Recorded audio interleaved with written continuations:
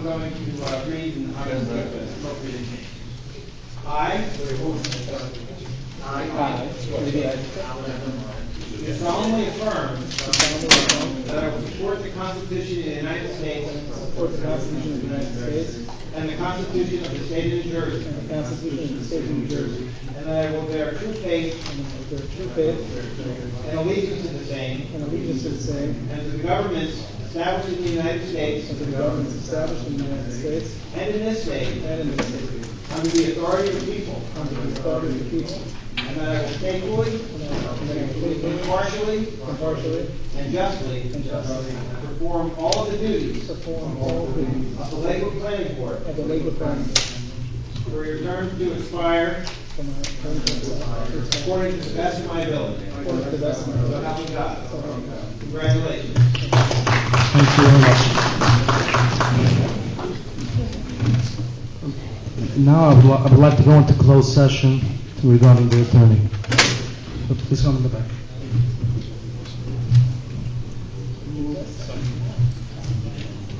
The board is going into executive closed session to discuss a personnel matter that is hiring a professional. When will it be available to the public? When they come right back out. Thank you.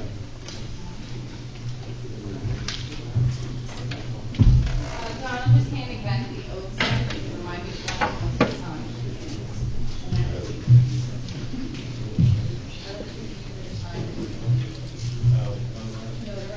And the others ones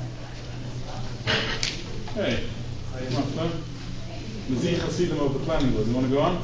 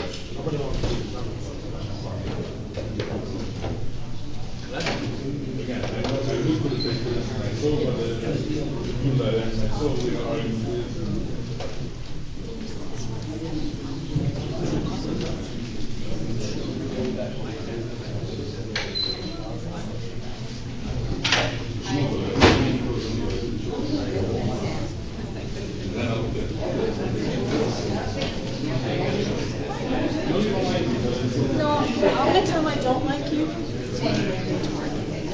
target them.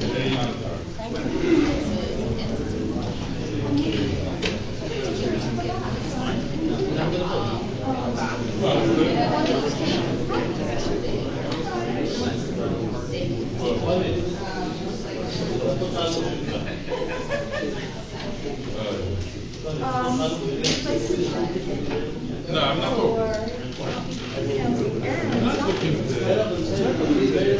I will do it if you pay me something. I can't get something.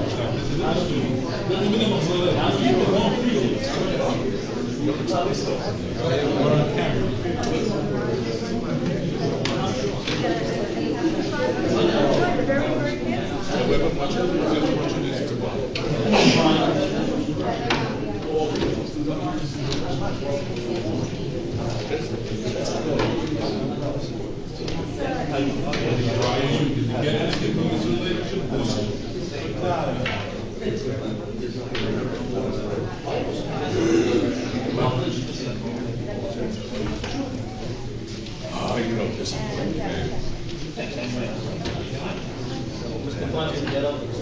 I'm not getting up.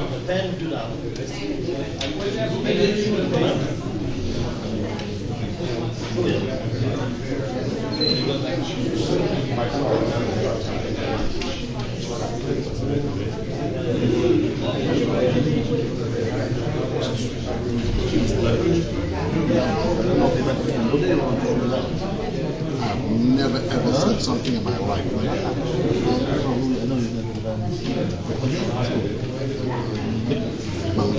Mama's kids are going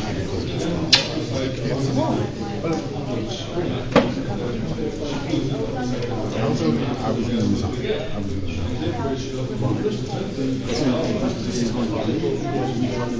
not sure it's a possibility. You really want? Just everything. I think your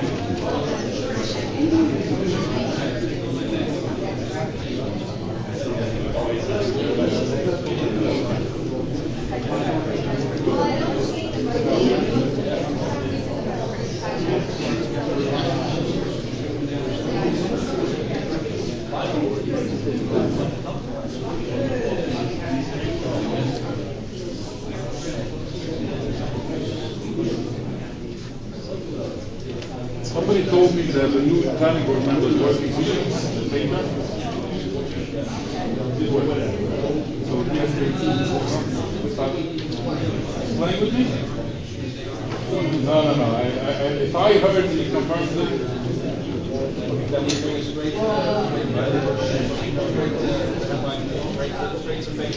it's not fake, it's real news. I report what people tell me.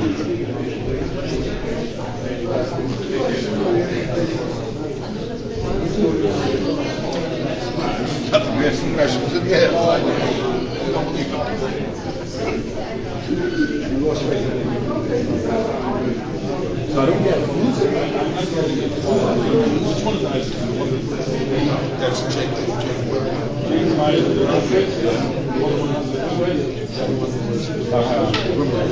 Come out. So die video macht jetzt hier so immer andere.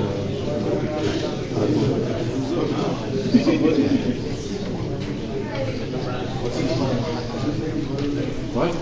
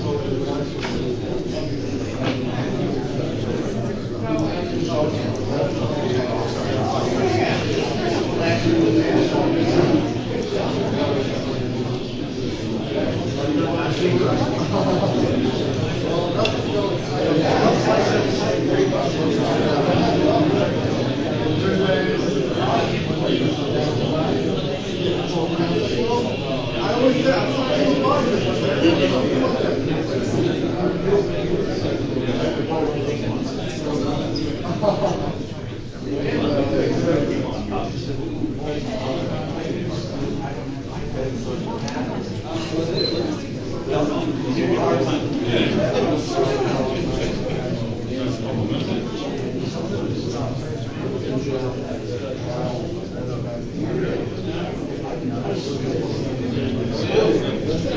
a good job.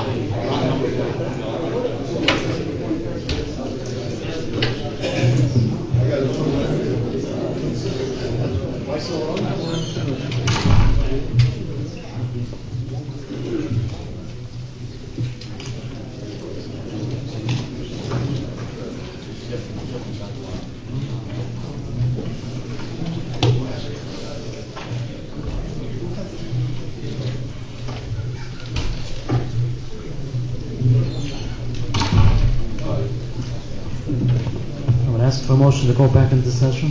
Move. Second. Second, all in favor? Aye. Aye. Okay. I would ask for a motion now on the attorney. I'll make a motion based on our discussion to reappoint for the office of Jackson to represent the board and Second motion. Okay, we have a second? Second. Okay, we have a second. Roll call.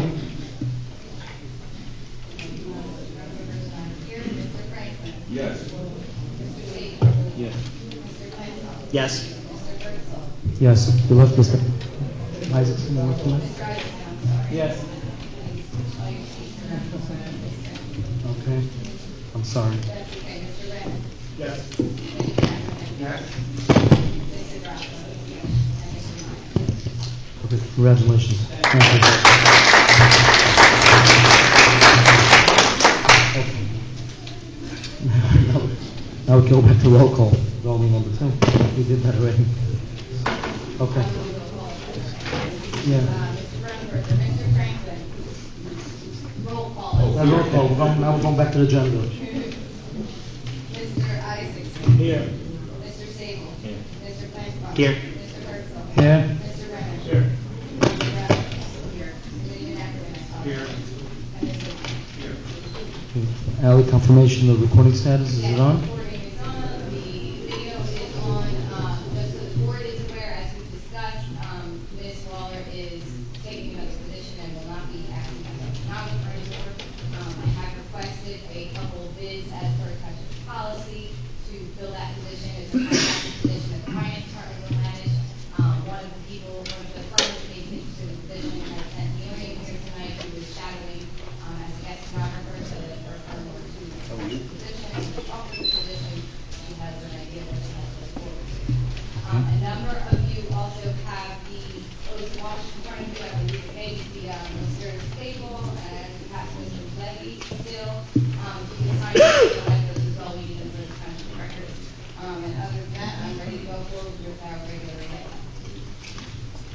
At this point, I would like to thank Jackie for your wonderful service to the planning board for all these years. We'll miss you.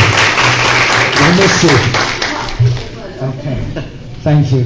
Looks like you have a good replacement. She's not the same thing again. Okay. And it's because they are professional. Yes, swearing the professionals, we're holding there.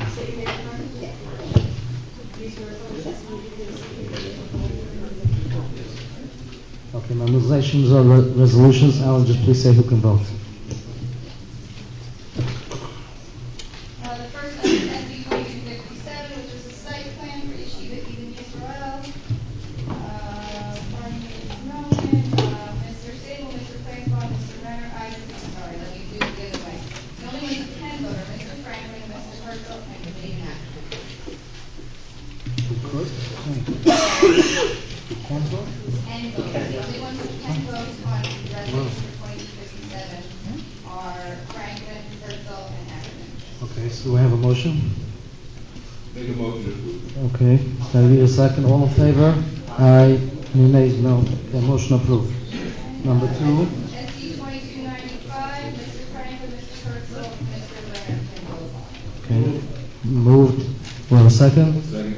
All in favor? Aye. Any nays? No. The last are the same committee members who are eligible to vote. So SC 2297, minor subdivision. Okay, we have a motion? Yes. The second? Second, all in favor? Aye. Any nays? No. Next. SC 2299, minor subdivision. Moved. Second. Second, all in favor? Aye. Okay. SC 2138, extension of major subdivision and site plan. Okay. You moved. The second? Second. All in favor? Aye. Okay, number 6. 2268, major site plan. Second. All in favor? Aye. Aye. Okay.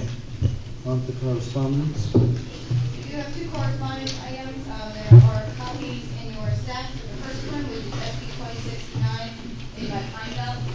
This is an approval from 2 years ago, I think, perhaps. A parking lot. The site is actually constructed and essentially functioning at this point, but they do want to make some changes to the signage. The resolution indicated that there were variances granted for the signage, but it's not really specific as to what those variances were.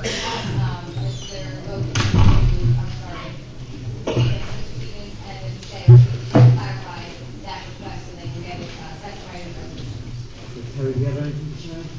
No, I believe this is simply a clarification of the previously approved variances. What the variance To was. satisfy the zoning officer who was just.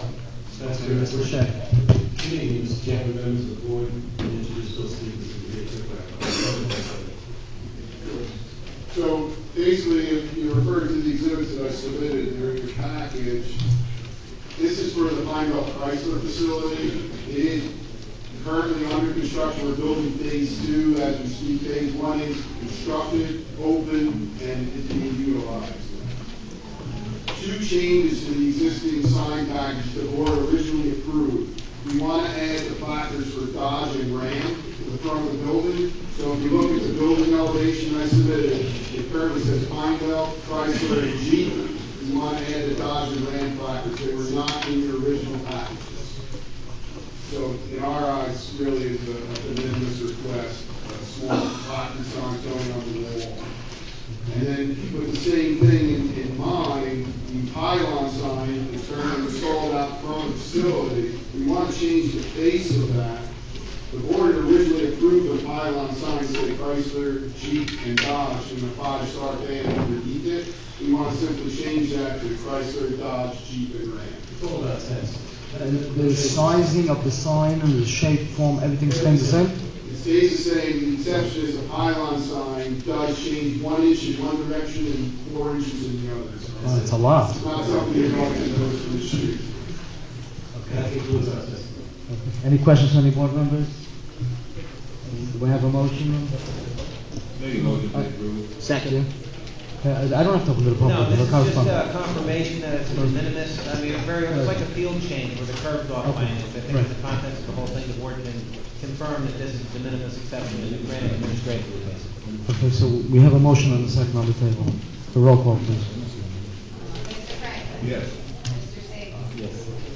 Mr. Isaacson. Yes. Mr. Lamb. Yes. Mr. Herzl. Yes. Mr. Renner. Yes. Mr. Ackerman. Yes. Mr. Garfield. Yes. And Mr. Meyer. I have one question, John. Say something about easement. I'll do an addendum to the resolution indicating that the board determined administratively that that de minimis exception does not require any other action. Send me an email tomorrow. The next correspondence item is previously approved SC 1696, which was subdivision of 4 lots on Greek Road. They have now decided they'd like to connect to the sewer that's available, and the Jersey Water is requesting that they adjust the lot lines to accommodate the sewer laterals. Let Mr. Flannery introduce that request for guidance while I hang out next. Terry, do you have any remarks on the form? Now, it's my understanding that they cannot get service with conventional easement, will not allow.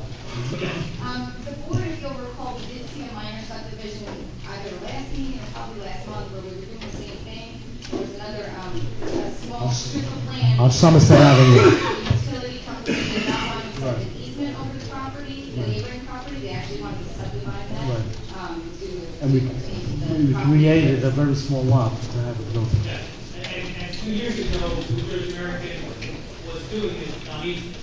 And we had met with them, they said the easement's fine. Now that we got to the point where the school developing next door is ready to go, we submitted to New Jersey American before we spent $90,000 to make it deeper to service this property.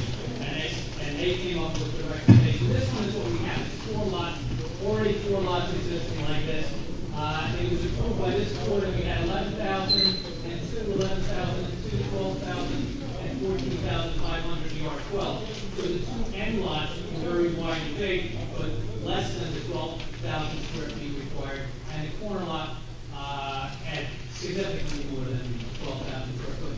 This proposal actually balances the lot areas better, and there's no difference in the building envelopes. It just takes a 7-foot strip from the end lot and brings it out here, and that takes that up from 11,000 square feet to 12,700. The middle lot takes the strip that doesn't go quite as far, so that comes up to 11,500, and then the end 2 lots each lost a little. And really here, because the property owner needs to spend $90,000. If any of you board members say, this doesn't look good, then we need to know that before we spend $90,000. The plan will be changed. We'll come back to this board. Is there any new variances that you're creating? Well, we're creating less variances. A variance was granted previously for a minimum lot size of 11,002, and the minimum lot size we would have here would be 11,385.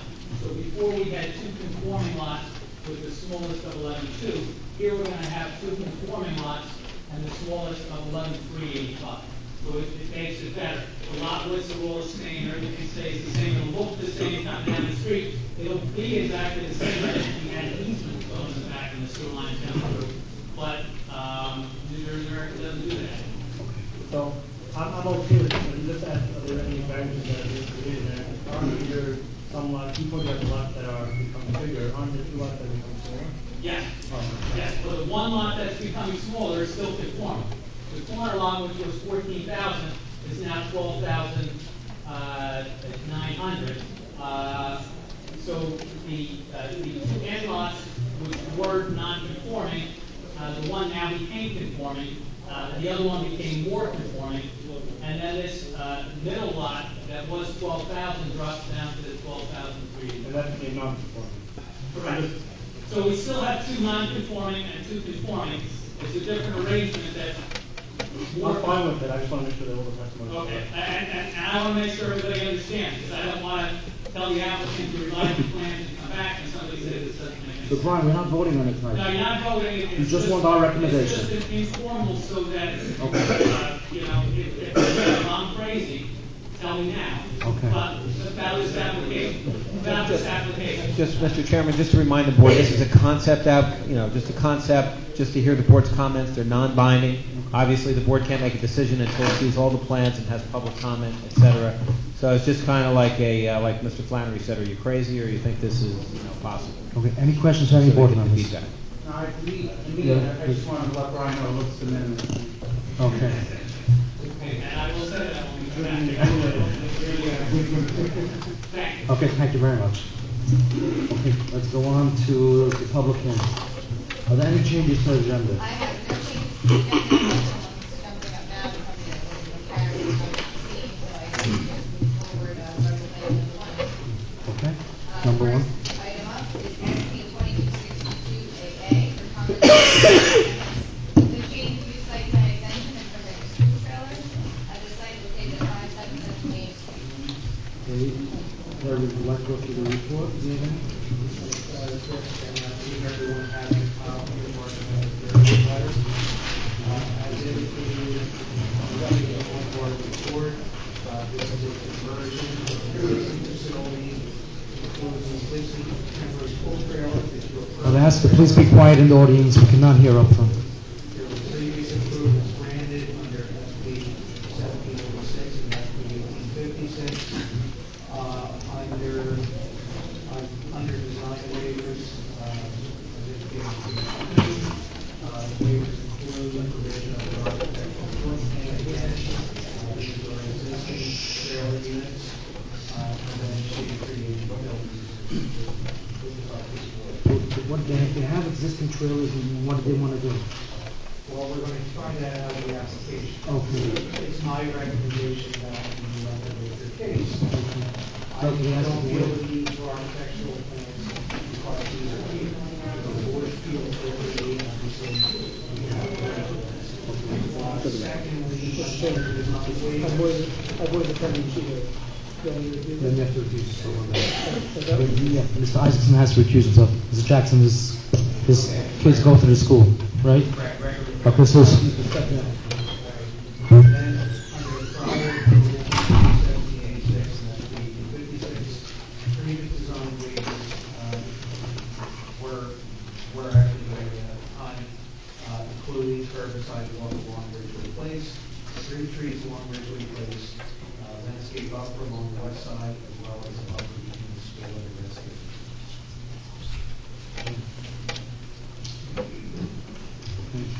Mr. Brown. Good evening, members of the board, and welcome to the board members, congratulations to the professionals who are here. Samuel Brown, appearing on behalf of the applicant. It doesn't seem like we're sounding Very quiet out there. I'll speak quietly. The title of this application being for the permanent use of trailers is a little bit of a misnomer. These are prefabricated units that were obviously brought in on wheels, but these no longer have wheels, that have been on the site for quite some time. They're being used in a permanent fashion. You're going to give testimony as to how intense the use or how light the use and so forth, whether the circulation, the parking, and all of that is sufficient. It's our position, of course, that all of that is sufficient. This is something that is working quite well, and while one of the board members needed to recuse themselves because they had a child in school, I also had a child in school, but I don't need to recuse myself. To the contrary, I'm able to tell you with confidence that this is a system that actually does work. The school busing, which picks up and drops off children, is well circulated on the property. The parking is sufficient for the uses that are currently upon the property. Even on days where I need to carpool or other parents need to carpool and there are a whole bunch of cars coming in and leaving the property, things work quite flawlessly. So this is just a question of the school being able to continue its use of the trailers as they are. I'm calling them trailers because that's what you folks call them.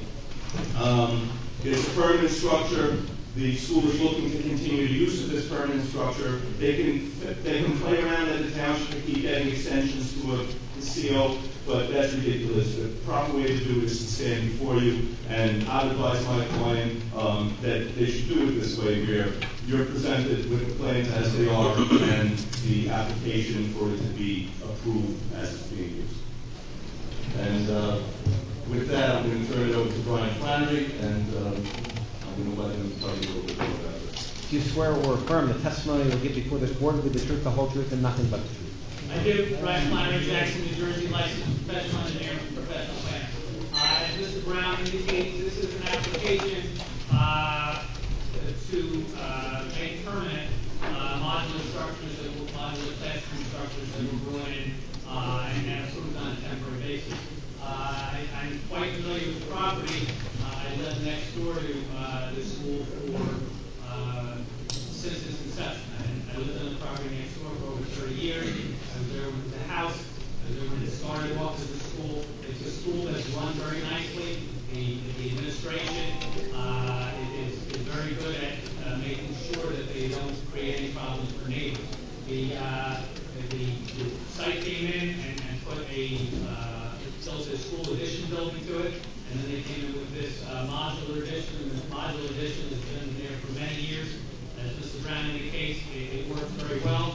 The amount of parking that's required by the ordinance is 19 spaces and 25 spaces are there. The amount that's required by the ordinance isn't the amount that is up here. It's much less than that actually shows up. If you drive by or you drive in, sometimes you think there's not enough parking because a couple people park on the side of the driveway near the entrance. That's because they're lazy, not because there's not enough parking. In the back, there's always empty parking spaces. It has a very nice circulation pattern that comes in and provides access. The integrity report indicates there's no variances that are required. It's a permitted use. He has questions on what would be the maximum number of students, and the school has indicated that it would be a maximum of 240 students with 14 faculty. The school of that size, it would be 6 buses that would bring the children to and from school.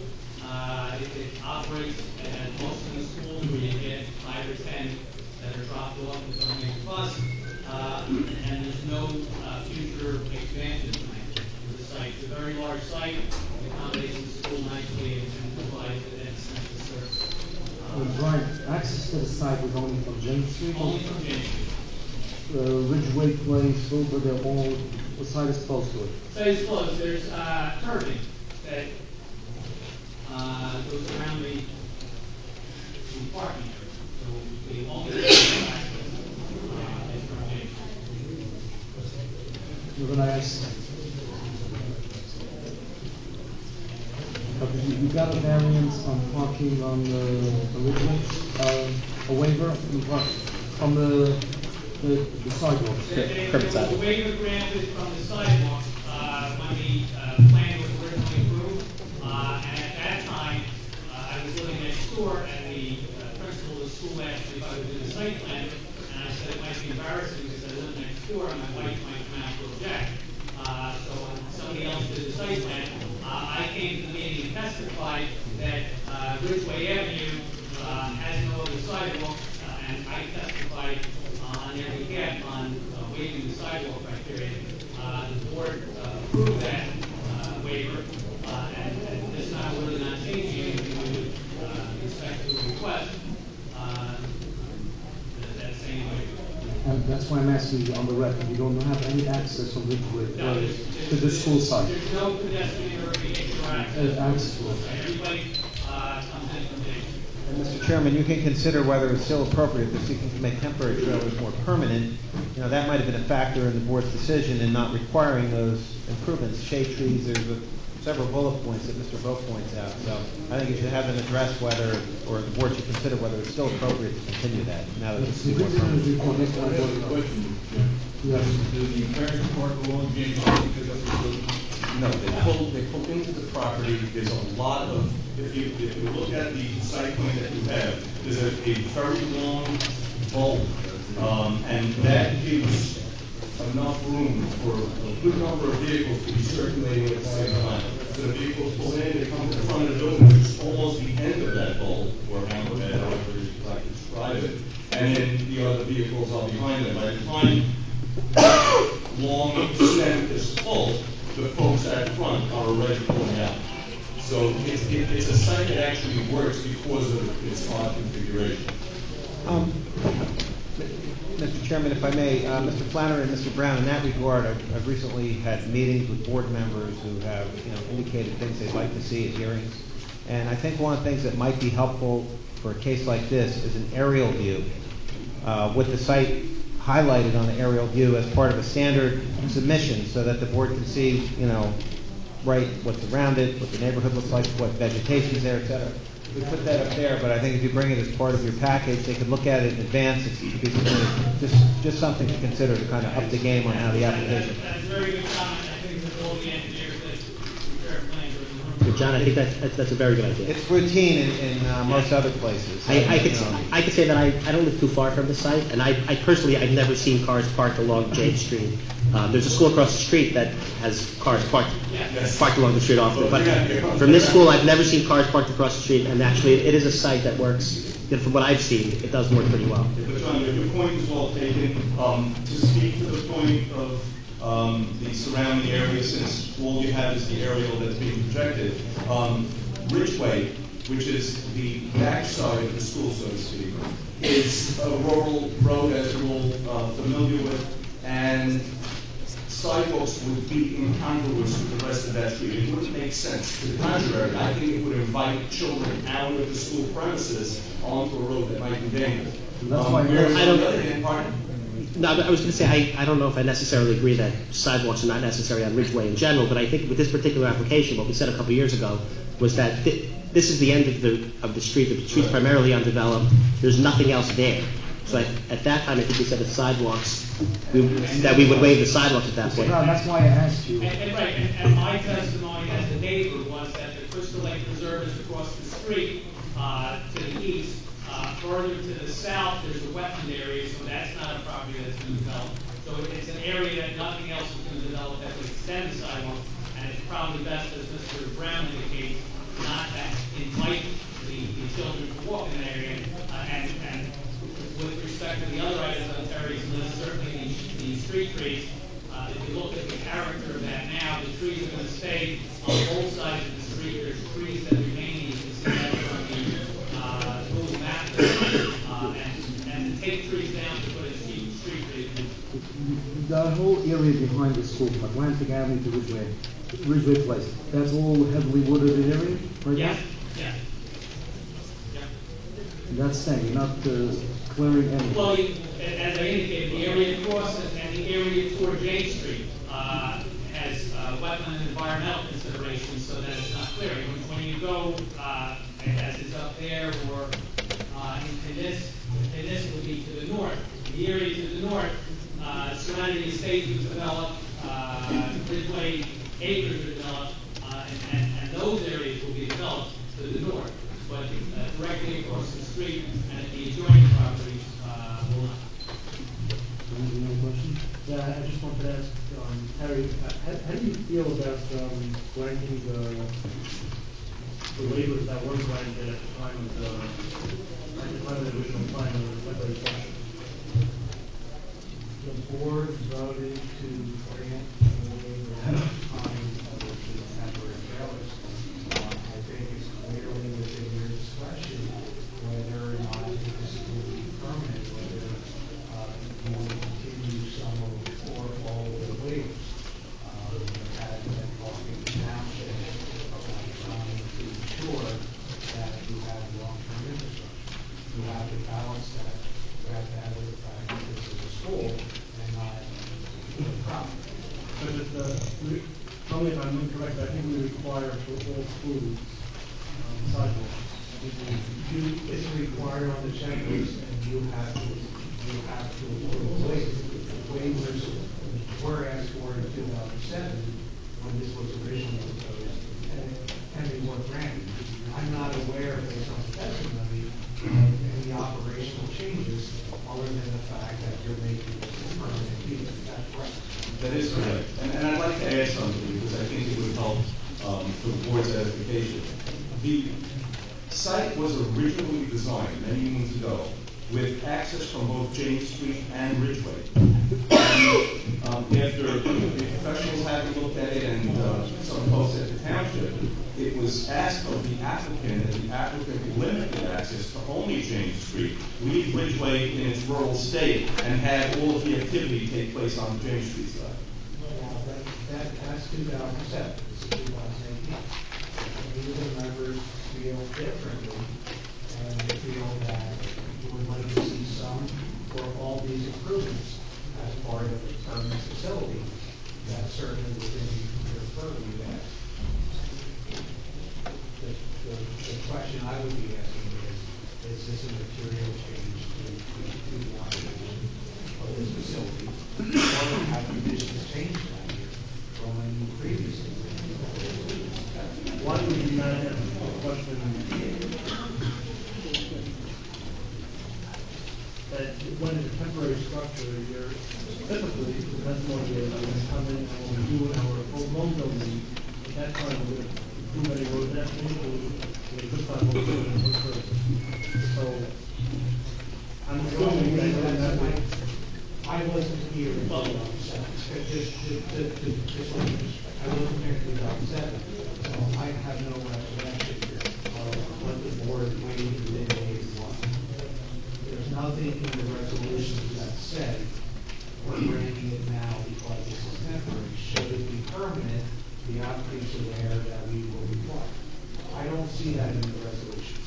I guess my next question, coming off this, is does the UDO or is it recommended in the UDO that anytime someone's building a long, I know a new building, a long and unimproved road, that road must be improved? That's a UDO requirement, which is why they sought the waivers in 2007. And we were asking them to testify or they're going to have.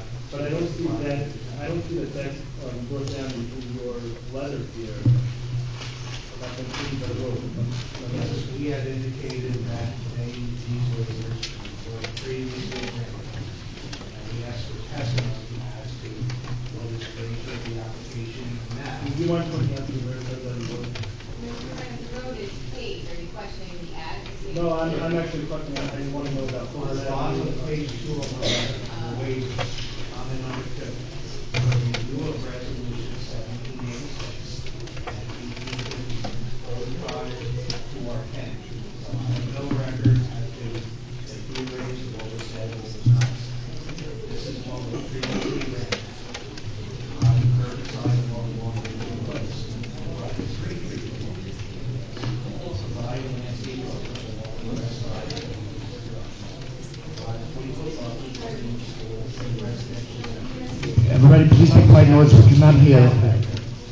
Shh. Please go outside, speak in the lobby. I'm sorry, but maybe I don't understand. Is there any other unimproved street that has frontage to this house? Gilbert, the side.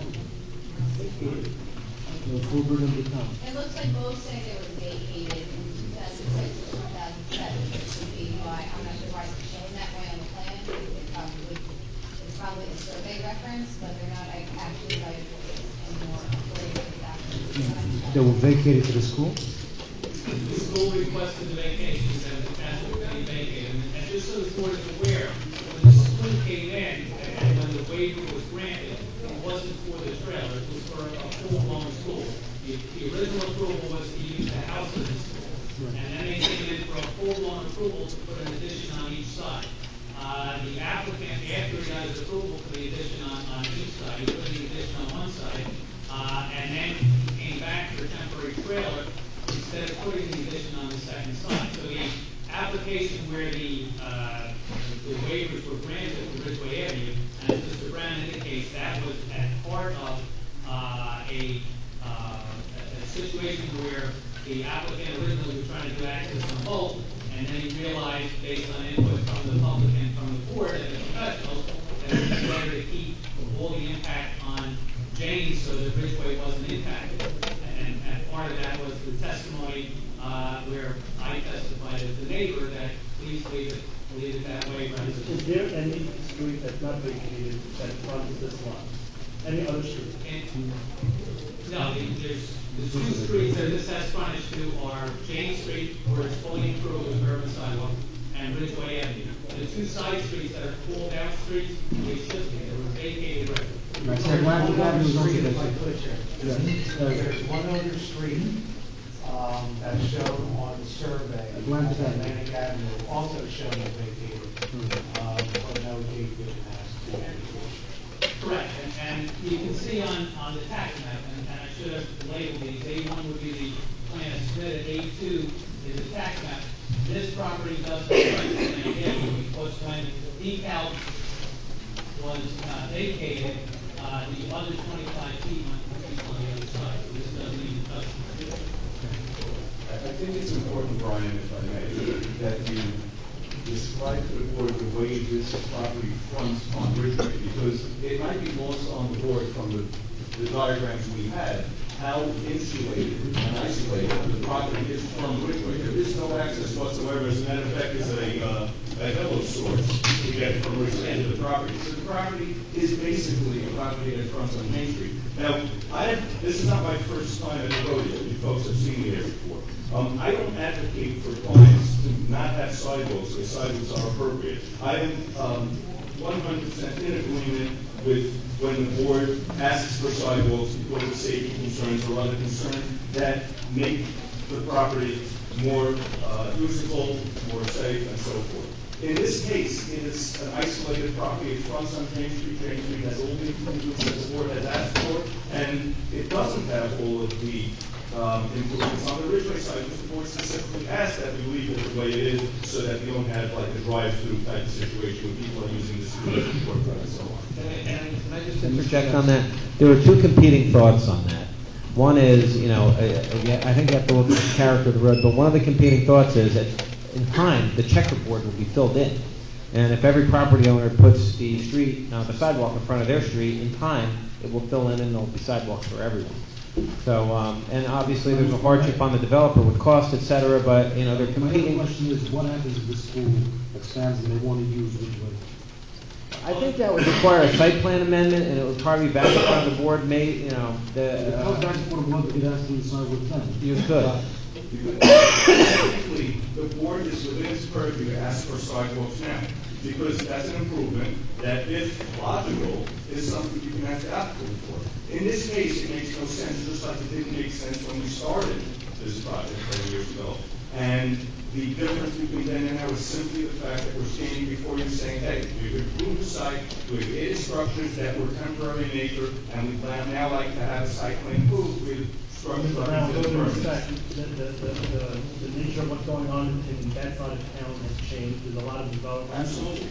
And it does have to be filled in. The checkerboard has to be filled in with sidewalks, and Ridgeway Place needs sidewalks. And how is Ridgeway Place going to have sidewalks along the opening of the owners of the properties? And Mr. Brown started to point out, if you look at the plan and you look at Google Earth, there's about 60 feet from that parking lot to Ridgeway, and that's all wood. The existing open pine tree has a grade drop probably of like 6 feet.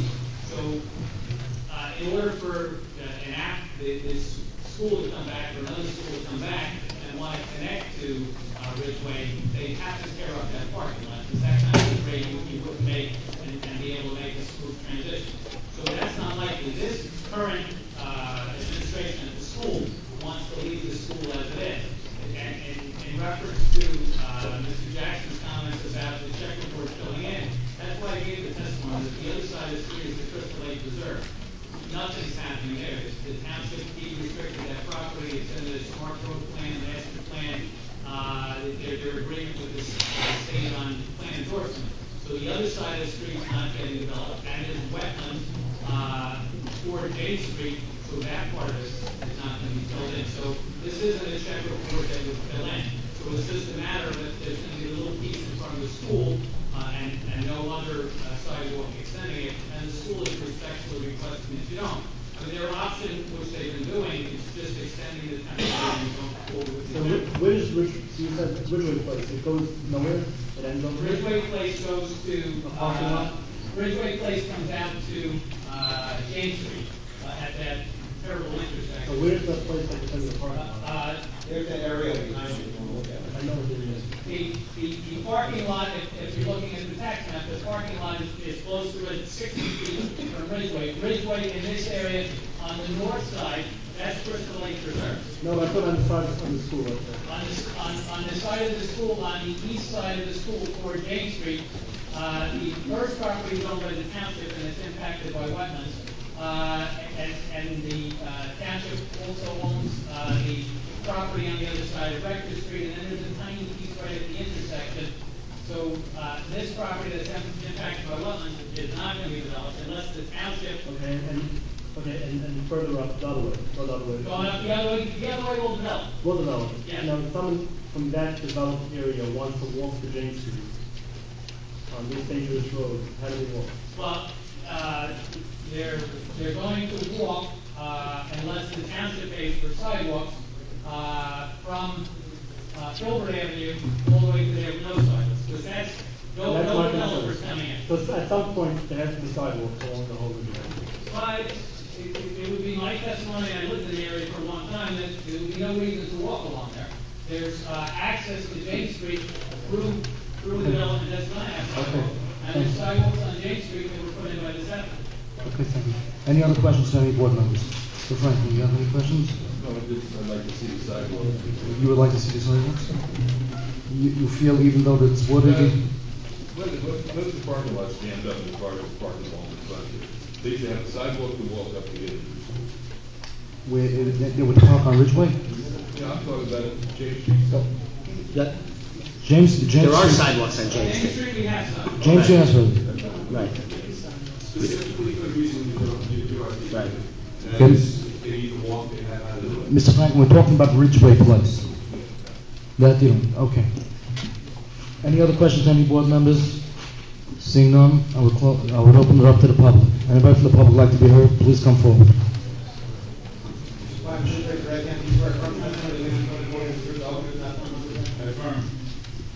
It was a long time out here. Once I looked at applications and I looked at the developers are taking advantage. I don't know if it's because of the new members of the board or it's because I was not here for a long time, but they're taking advantage of not putting in sidewalks in almost every application. That's the reason why I'm here. As far as the sidewalks, I've heard this argument. I want to tell you again, it's welcome to the township of Fellow. And I'll explain to you why I'm saying it. The argument is that they don't want to put sidewalks because people should not walk over there. I once approached Mr.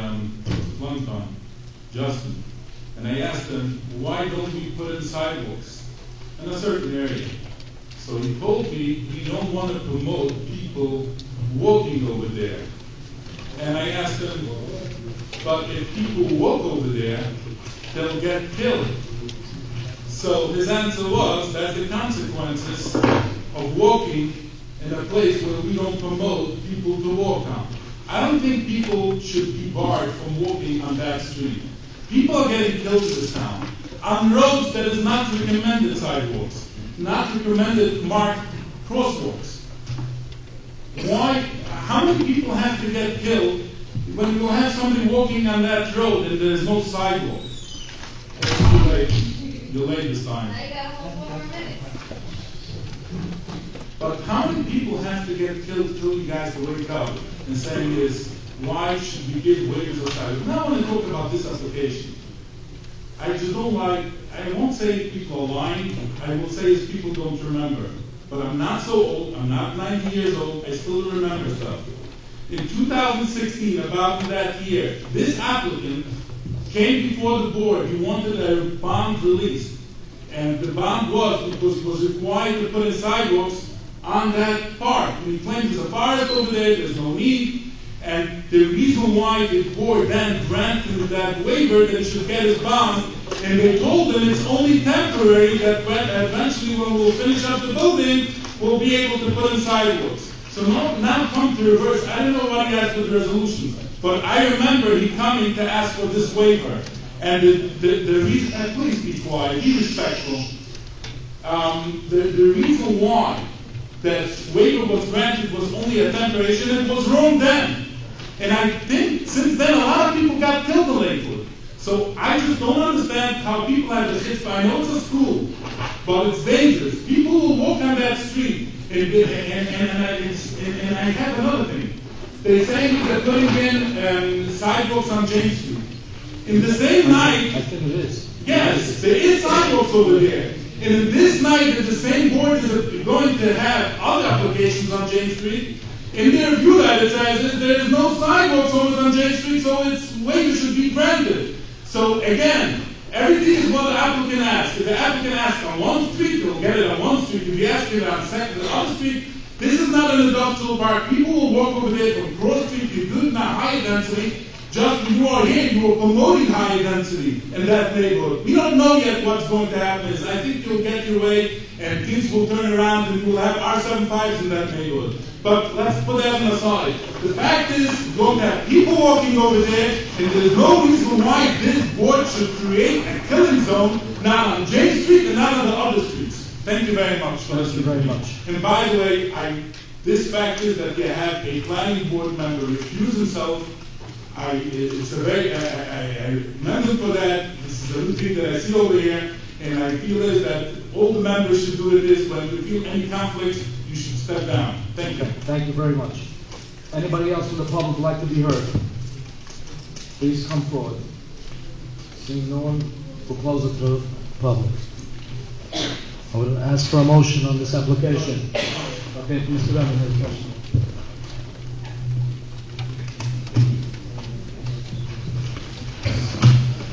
With the buffer that would have been required. Once the buffer is there, so if it would have not been granted previously, It would not pertain to this. it would not pertain. That's what I'm trying to get. This modular is here, Okay. in the middle of the site. Okay. That's what it's modular. I would ask for a motion on this application. I would make a motion to approve it, subject to the sidewalks Okay, with Ridgeway.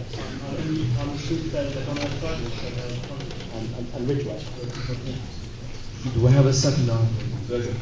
Okay, so Mr. Jackson, Mr. Franklin, you're seconding that you want sidewalks. Yes. Okay, roll call.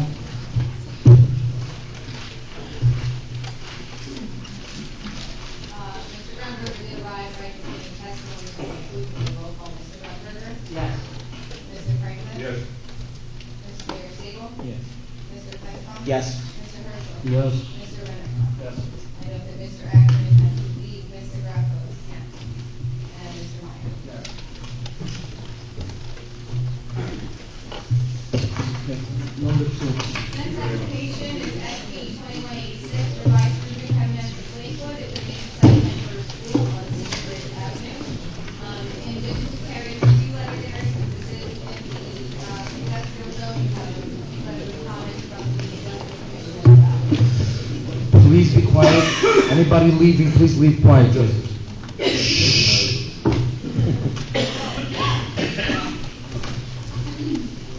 Mr. Isaacson, Yeah, Ms. Isaac. Yeah, okay, Mr. Chairman, I had an opportunity to speak to Mr. Doyle and Mr. Gazarovski at length regarding some Mr. issues. Gazarovski's on this application? Yes, he's here Opposed to it? on this, and I've received correspondence from them. And there's some complex issues with this case.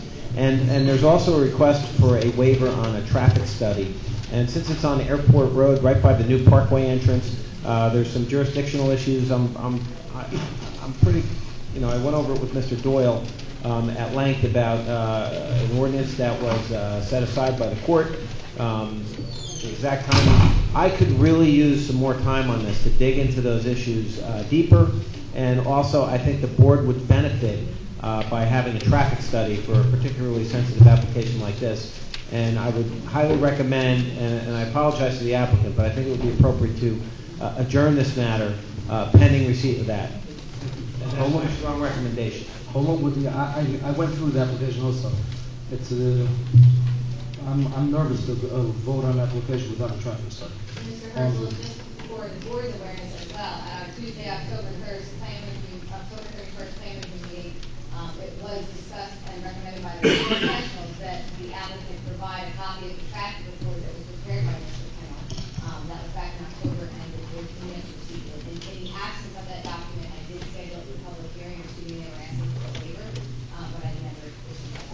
me personally, I don't feel comfortable granting the waiver, and I would ask Mr. Ryan to be No, and sure. another part that must go into the traffic study would be there could be some people who are accelerating, there could be others decelerating to come into the site. No one can, regulate a parkway. So, it has to be, that's something that has to be taken down in the traffic. And then one other thing, I would in advance ask Mr. Doyle to give me a detailed chronology and argument with why you think the zoning would allow this on the parcel where Judge Ford did not recognize the change in zoning. I think it would then revert. But there's an issue. So if you could just, and then supporting documentation, that would be the court order, the date the application was filed, etc. And also, Mr. Doyle, how long would it take you to get a traffic study? Are you gonna have it for the next meeting? We would do it promptly. I'm sure I would be questioned that it should be in 10 days before. We will try to meet that with the hopes that we could be on the February 8th agenda. I would ask Alan to put you ahead. It's just true. There is no agenda phase for the meeting, When- February 6th or February 20th. February 6th, I know Terry's office is currently working on about 12 or 13 letters for a planning meeting as well as a public hearing. February 20th. It's a school, I'll try to squeeze it in. We would have it ready. I think when it comes to safety issues Mr. Chairman, on a school, I don't think we can go ahead without a traffic study. Mr. Chairman, I'm not going to try to convince this board, this chairman, or the professionals to do something that is against their file. Rest assured of that. I will point out that the traffic issue, the two roads that are affected by this immediately adjacent to the site and proposed access point are both in those areas county roads, and ultimately will all be covered by the county. That doesn't mean that you should have a look at traffic as it relates particularly to the driveway. But if I might, just in a few minutes, because I am going to, you have an agenda, and I'm going to ask that we be moved to another date without further notice being required. I just want to make a couple of comments because there has been an ongoing dialogue about this application. I've had that dialogue, including with Mr. Gazarovski, and I appreciate the opportunity to have heard from him. The application here is for a school. There is no more fundamental thing in this community than its schools. I've appeared before this board, and I know how much the idea of education is respected. I know that in the days past, schools were approved everywhere.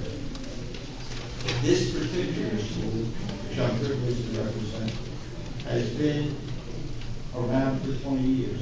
The last 7 of them on a very difficult site. The old YWCA building on 2nd and 99 Monmouth. It has, for the past number of years, had a very stable population of 350 students, K-8. I thank people who have supported this school, families who have come out tonight, and I will invite them back again. The site where they sought to be and have sought to be for the past couple of years is one that has engendered some concern from our neighbors, people who are related to the airport, the industrial commission. I see my friend Mr. Ryan, I see Bob in the audience. I appreciate their concerns. When you have those concerns, the culture appropriately can be worked out. To that end, there has been a meeting today, concerned neighbors, my client, Dr. Gazarovski, bearing over me, and myself, who stayed out. And hopefully that can continue. But I hope that this site can be the location for a much better place and school than currently exists, and that the board and the neighbors will come to that understanding or assist them in as whatever way appropriate to make sure that there is a site for this school, this board, and this township have made available sites for schools in the past. Now, Mr. Jackson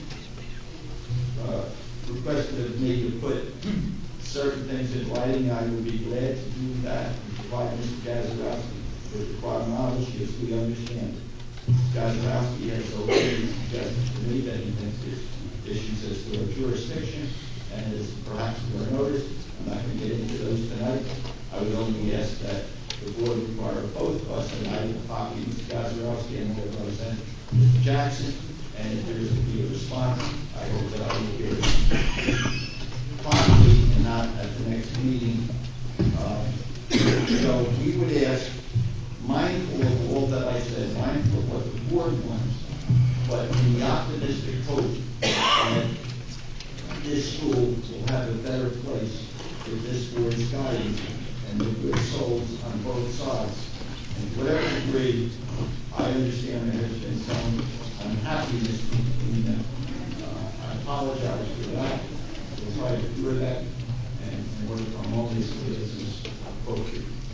With that said, subject to any comments that Ron might want to make or I would respond to that he would make. I understand the board's concerns. As always, we'll try our best to respond to them. Thank you. Mr. Gazarovski.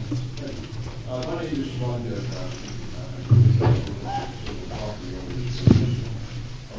Speak into the microphone. I don't know if everybody hears you.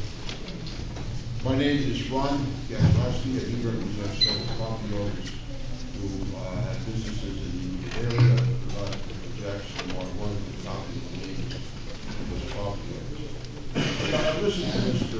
Doyle, and I think his comments are, although well intended, but we have to understand there has in fact been some dialogue between property owners requests of the applicant after those rules in place.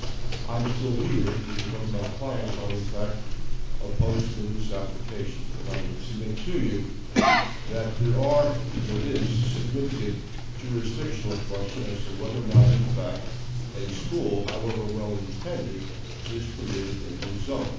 Mr. Jackson requested that Mr. Doyle submit, I guess, some form of a brief. I'd like to get a time stamp with regard to that. We're coming back on February the 20th, but you know the date that he will have this documented to you. He suggested that I might wait until the last minute. I will not do that. I've already outlined my brief, but having said that, just give me the date, so we'll be back. Mr. Doyle, your conversation, can you get that to me in a week? It sounded like you had a very detailed chronology at your command at memory when we spoke, so I wouldn't think it would take you long to put it together. Yeah. It had to do with the date that the court invalidated the zoning that prohibited schools there. It had to do with the date they submitted their application. It had to do with his belief that then the previous zoning would become enforced. So we have a couple of moving parts, but it's not that terribly complicated. When is the next meeting, Alan? February 6th. Can it be done by February 6th? I mean, you need 10 days before? You need everything We in need the... to be here 10 days before, and then we would need to confirm that Harry has time to add in a new review of the track. So the 6th is not...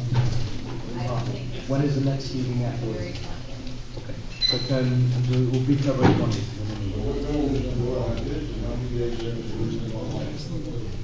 Seven is fine. And every rank, but it's fine. And by email, please. And we do want, to review the. Okay. Can I have a motion to move this, continue this up? One thought. Yeah. I think that in our discussion, seemed to raise points that were different than merely the knowledge, but there's something, not merely to respond, but if there's any reason why the application seemed to be incomplete or jurisdiction is affected or notices, that should be included in the assembly. I understand it is. You're going to submit something that I'll respond. Okay, no problem. Okay. Well, no, I think that's fair. If there's a jurisdictional issue, if you could raise it ahead of time, that would, I think that would be fair. Mr. Jackson, given that Mr. Doyle and Mr. Gazarovski may have got fault with the notice that was provided for tonight, the announcement was made tonight could potentially be invalidated. So if there's concern So there should be with that notice. starting notice, you should make us aware of that as well, so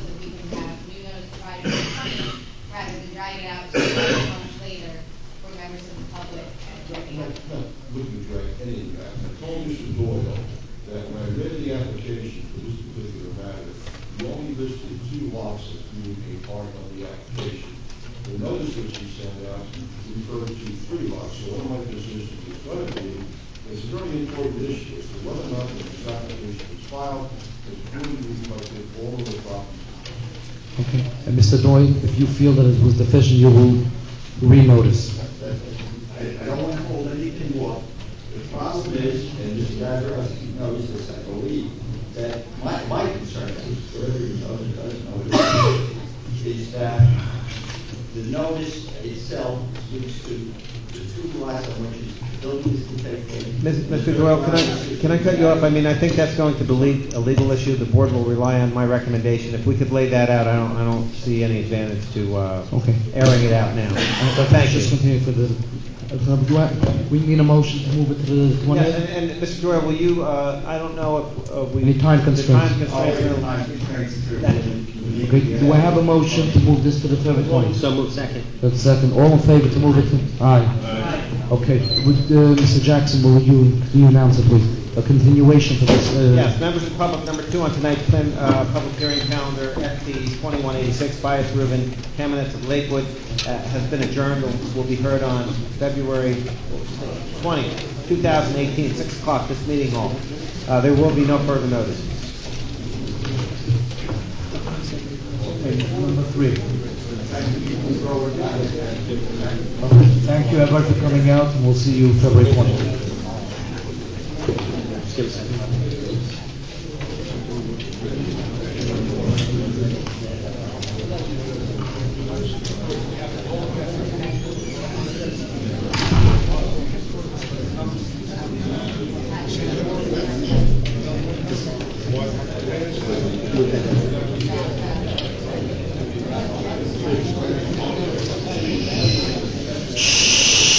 Please, quietly. Alan, are you ready? You're on number 3. SB 2263, by Karen Day, major site plan for daycare located on East Carolina Road. Karen, would you like to go through the report?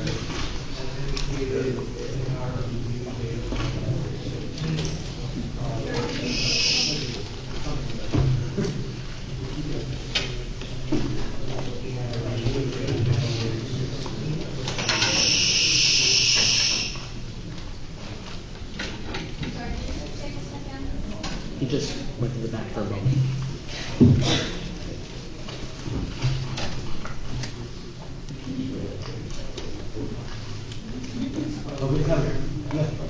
Beginning at the bottom of page 2 of the calendar, 16th letter, under submission waivers, we have traffic study and EIS. Submission waivers and traffic study, the applicant has provided a copy of the traffic impact assessment that was provided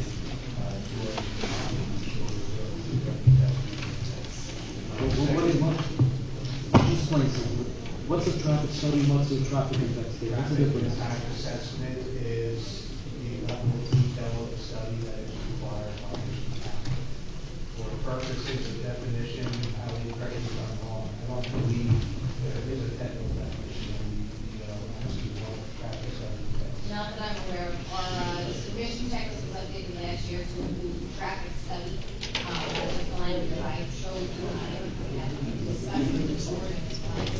Look at the ordinance, I think we're discussing the distinction between study versus impact statement and level of detail.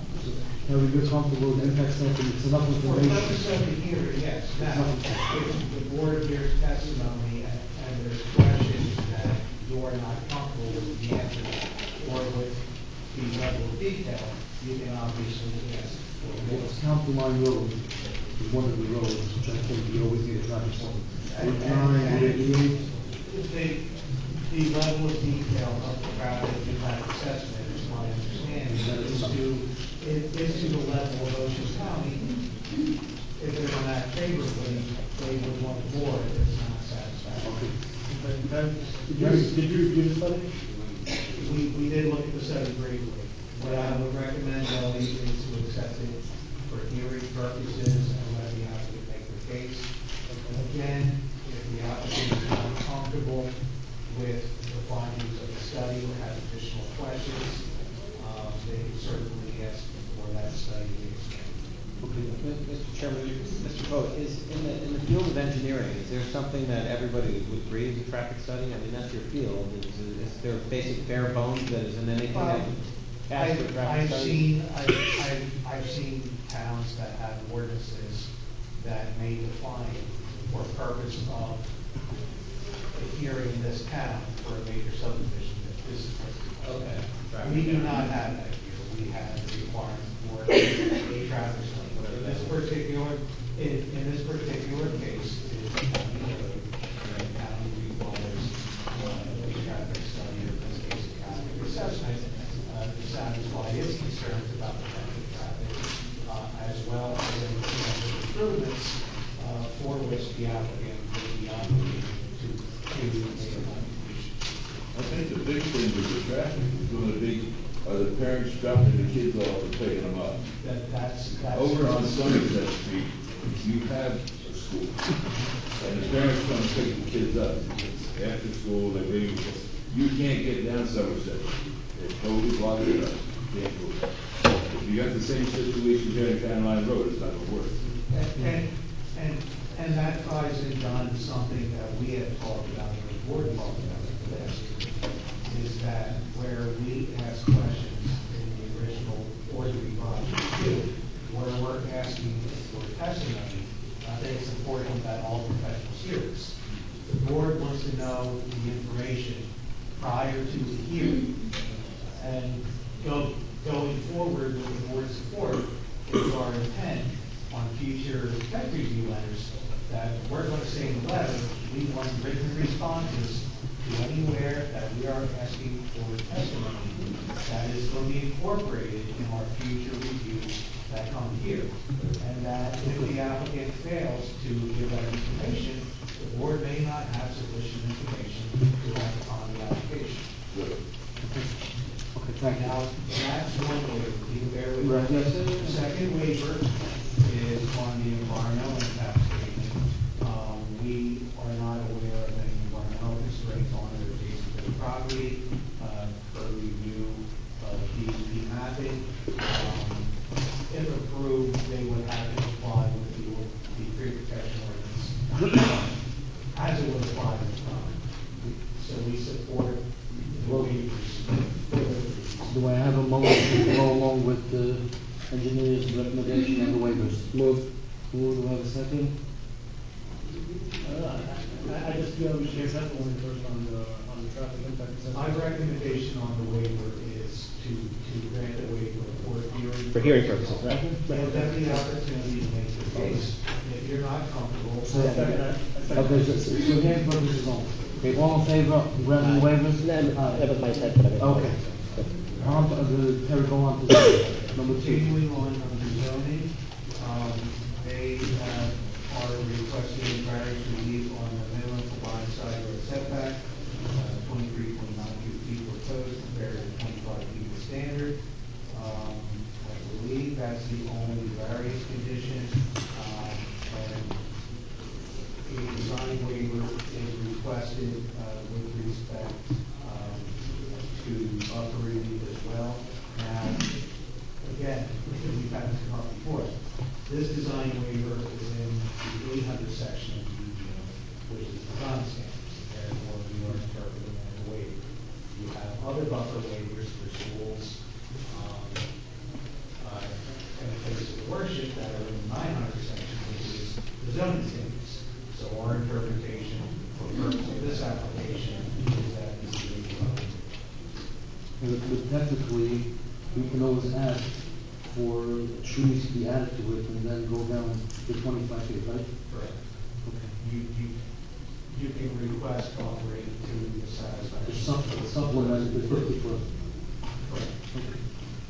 So, do you have a recommendation, Roland? I think the design waiver in this case is actually an important aspect of what the applicant has to present to us, because I don't know if this is adjacent to a residential area. Yeah. Is it? If we can So, present our case, yeah, we'll well, definitely yeah, so address it. I think my thing before we grant the design waiver, I would like to hear the application and to see exactly what they want to do first. Terry, anything else on the report? I believe That's on the report. That Okay, is Mrs. correct. Weinstein.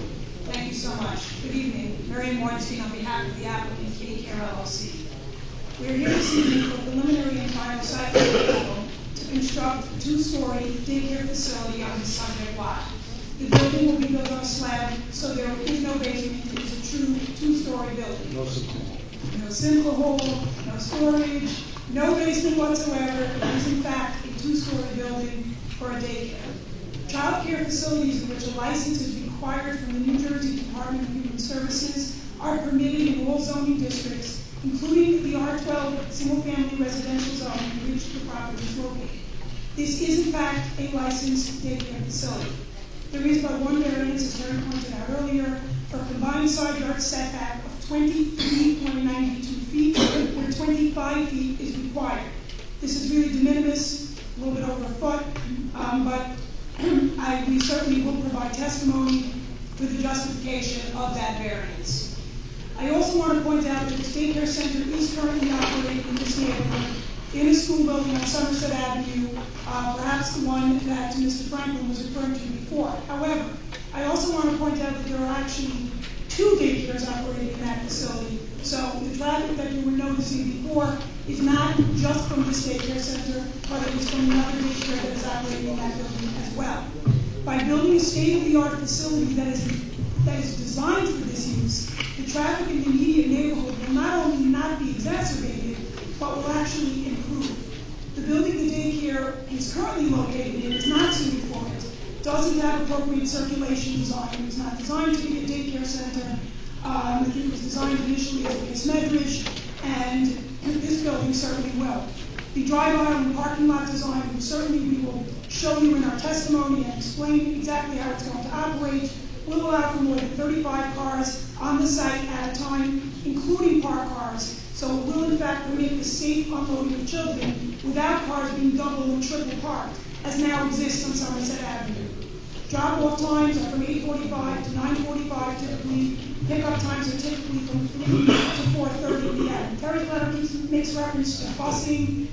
This is not a facility in which the students are bused. This is a daycare center where parents who go to work drop off their children by car and pick them up by car. The applicant has received concerns from neighbors and has met with some of them, has gone to tremendous lengths to add landscaping, which we will point out, and buffering, which I'm going to let, at this point, I'm going to ask to have Brian sworn so they can present the testimony. Robert, please raise your right hand. You swear affirm testimony that you will support with the call. I do. Brian Flannery, Jackson, New Jersey, licensed professional engineer and professional planner. And Mr. Hercules, Yes. please proceed. I marked two exhibits. A1 is a rendered copy of the plan that shows the proposed building, the green areas behind it on the side of it, and the proposed 27-inch car parking lot in front of it. A2 is a copy of the tax map. The subject property is highlighted in orange. I stay close to the board. Is very familiar with this section of County Line Road.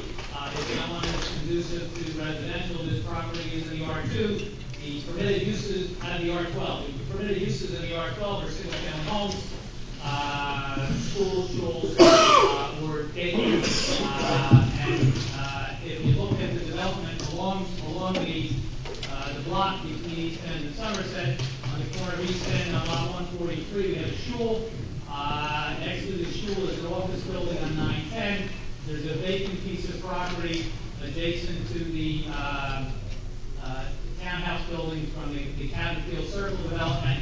Next to that's another office building, a shul, an office building, Then we have there's two single-family residential structures on this lot. The one that's the subject of the application tonight, which is abandoned, and the other one directly next door to us, which has the very nice basketball and pool facility in the back from one of our neighbors that lives on Cabot Field Circle.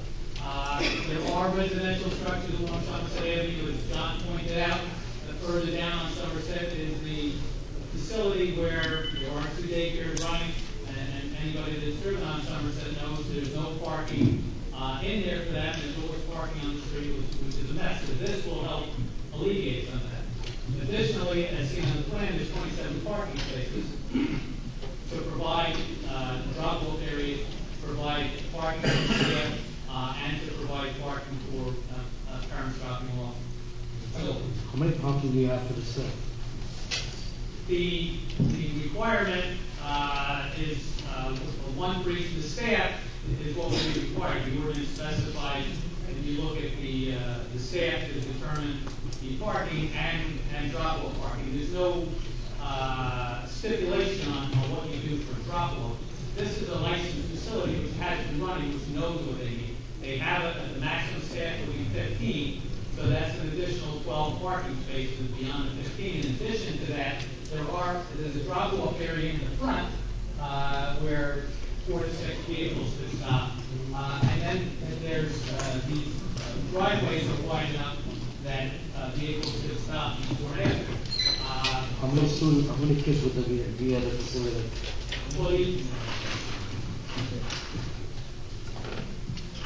Mr. Flannery, while your client is checking on that, please address when you get to it in your testimony, whether the ordinance requires an outside amenity for students, and whether you provide it, and whether that's a requirement of the ordinance. What's the question? Whether an outside amenity, playground, swings, basketball court, something like that is provided, and if that's a requirement of the ordinance. Well, there's requirements for these licensed facilities. There's no ordinance requirement with respect to that.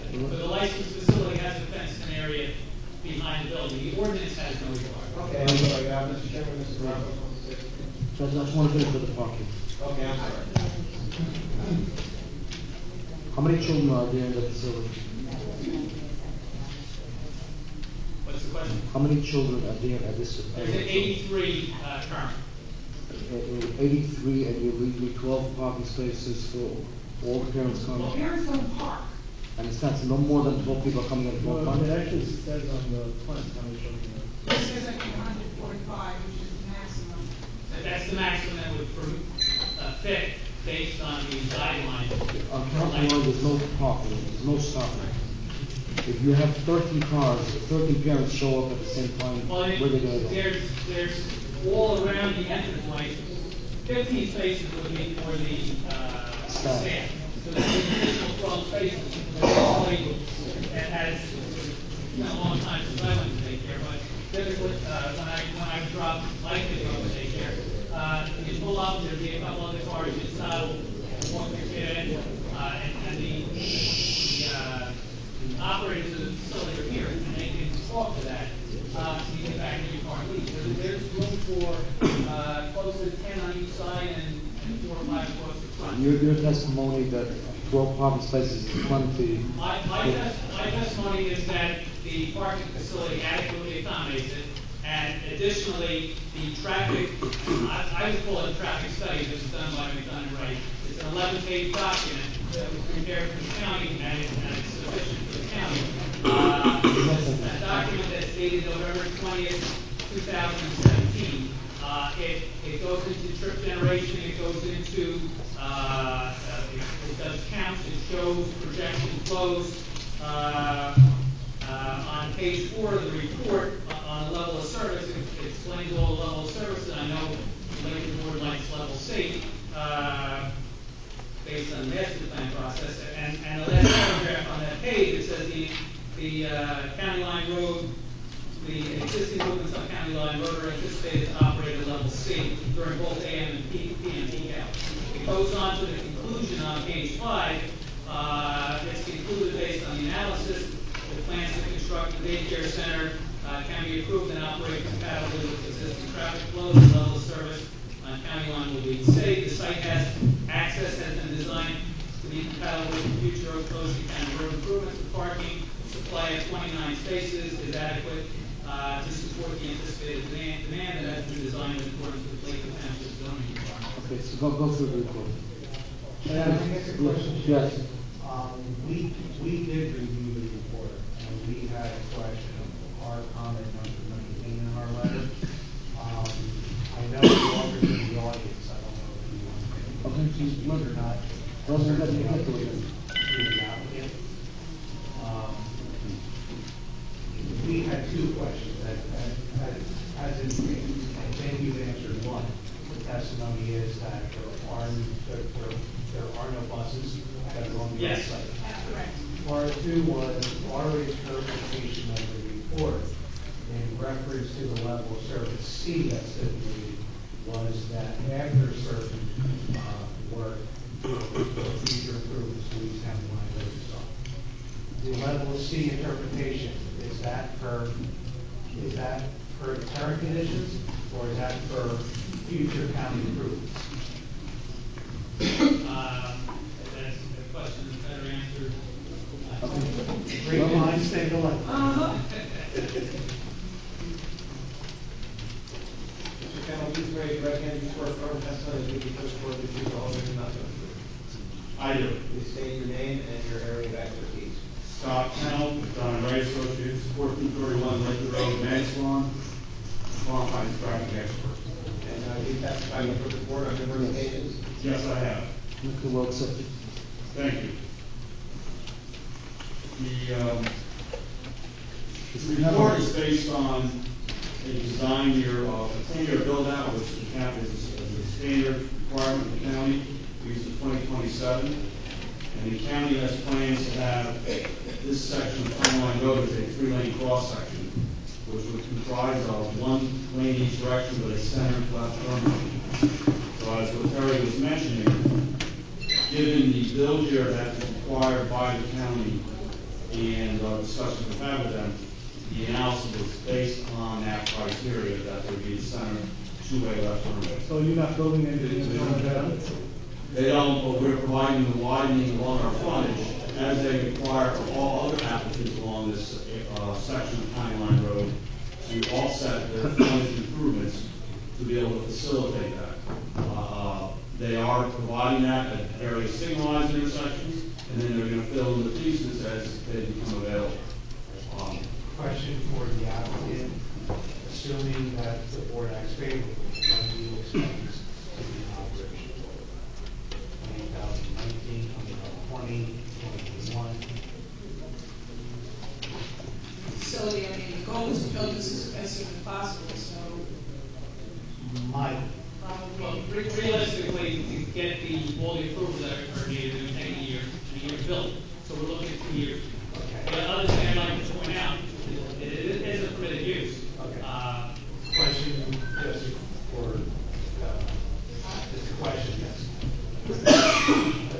Assuming this is built in the year 2020, and the future improvements for the county are not done at that time, how does this property function relative to traffic? Again, I didn't conduct that analysis, but I would expect it to be, say, a level service D. Okay. There would be degradation from what's reported because you don't have that other roadway improvement. But again, I More justification, what does that mean? Well, that means that there's increased delays for traffic exiting the site. And the delays may increase from 10 to 15 seconds per vehicle. So again, speculating, I haven't done that exact analysis. What was such a function within appropriate traffic standards, to the best of your knowledge, prior to the improvement being done? Yes, and all this is subject to Ocean County approval. They have provided a initial review and did not require any other study locations, but just asked for other comments as far as the analysis presented. But this is consistent with other developments of this level of traffic generation that the county has approved. And a lot of that's given the fact that the master plan or the proposal would have this 3-lane cross-section in this area of County Line Road. But if that's the way, for whatever reason, the site opens earlier, even without that being related to your opinion, that this site will still function within appropriate parameters? Yes, it would. I don't understand what appropriate parameters mean. Well, appropriate parameters is it will have capacity, will operate at level service down. There will be a degradation from what we've shown, but I do not expect it to be level service out. What's the level right now in County Line? What are you seeing? Well, it depends where, again, you have different sections, so you need different intersections and different uses. So the analysis, again, was based on the county improvement. But you go down to Swanton Road, yes, that's a problem. Yes, there has capacity deficiencies there. I think from Squonk to Somerset, it's a lot of residents right now. Might feel something. There are peak hours where there are delays. You know, the biggest problem really is going to be the parents picking up the kids. It takes the person 10, 15 minutes to go pick that kid up and bolt him down in the car and then get out of there. Now, if you have a few hundred people in the school, it's totally impossible. You're totally going to get this place out.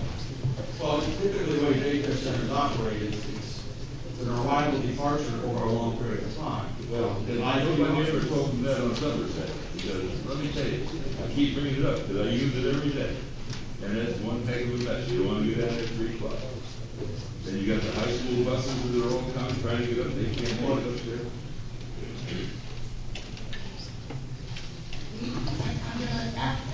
After we finish this testimony, I'll have the applicant testify as to what goes on now. And How long would it take to update the traffic report, to figure out what the improvements are not going to?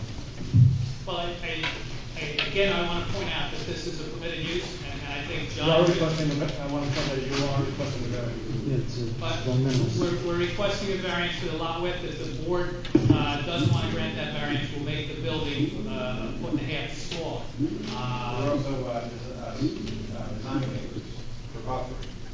And this is a commercial, well, a non-residential, residential buildings, and that's a pretty significant design waiver. we'll get to that. In most, I'm just following the. But I think we all know that the traffic on County Line Road now is bad. So if this application isn't approved, they will stay in that facility on Somerset. The same traffic will be there. It'll be worse because it's going to be on Somerset. Worse, Mr. Franklin can tell you, and I can tell you because I don't go by there as often as he does. But every time I go by there, it's a mess. And it's a mess all during the day, not just when it's drop off and pickup time. And it's a mess because this site wasn't designed for this type of use. It's a parking lot where there is no circulation around it, where there is no place for dropping off, and a site that doesn't have as many parking, and it has more than just this daycare going on. So the reality is, if the board says this isn't a good idea. And with the planner, no one said no, we're just trying to get realistic testimony and make a decision. That's all we're trying to do. And if you can give me a future build-out based on something that might happen on County Line Road, which I believe will happen, but what is our worst-case scenario? What are we voting on? What's the worst case?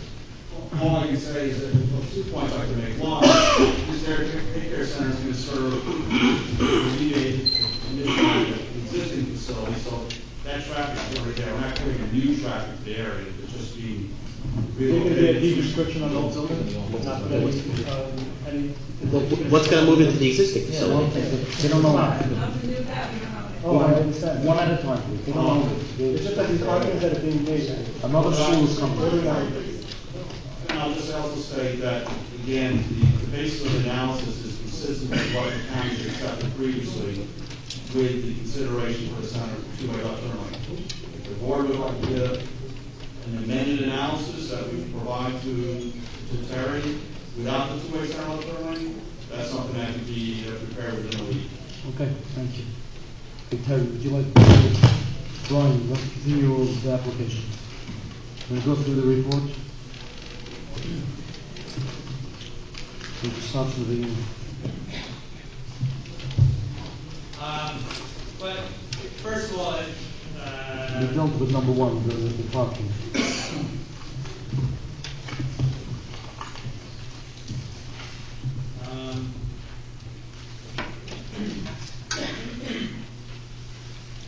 but Number two, large vehicles entering the site with conflict. well, we're on zoning, and I already go through zoning first. No problem. Zoning is a minimum compliance setback, there was an indication that we're asking for a variance of minimum compliance setback of 23.92 feet where 25 feet is required. If you look at the site, it's a configuration that narrows and goes out again. It's 91 feet, so the 66-foot building at the front has the 25 feet that's required. At the pinch point, it's a foot and a half short. This relates to your hardship. Why can't you just make it, comply? Well, I did say it was a hardship. I would call it a C2 variance. where we show that the benefits outweigh the detriments. Which are what? Well, the detriments are zero, because we have a 91-foot wide lot in the front and the back. Nobody driving down is going to notice it. It's a situation where each side is getting more than they could have expected. You need 10 foot on each side, and there's more than that on each side. And the only benefit is for the children that go to the facility that they have a little bit wider and they have a little bit more room. That gives more capacity and that increases the traffic too, right? But it doesn't increase the capacity. You could take a couple inches out of each room, have the same amount of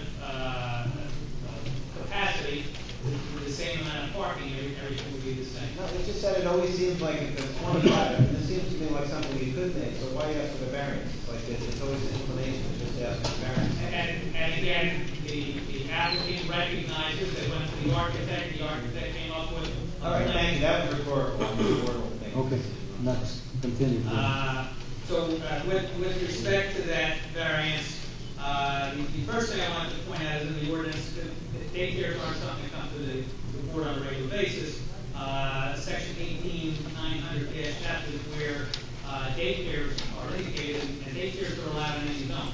And the reason daycares are allowed in any zone is because they provide a needed service. I think you know in Lakewood, and I have this page in the master plan that says how many births there were last year. Those kids are going to need daycare soon, and providing the daycare center. The governing body, when they did the ordinance, they said these are a good thing to have. And what they indicate is that you have to have the parking and make it work. We feel we have a plan that does. The next thing that we're asking for is the buffer relief. And when it comes to the buffer, the ordinance, as Terry indicates in section 800, talks to the buffer requirements.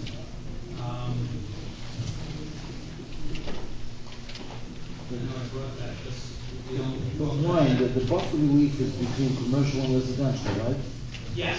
And the daycare center is considered commercial or residential? Non-residential. It's considered residential? Non-residential. Non-residential. Buffer is between residential and non-residential. Right. I think it's considered commercial, but it's certainly not considered, it's certainly non-residential. Non-residential.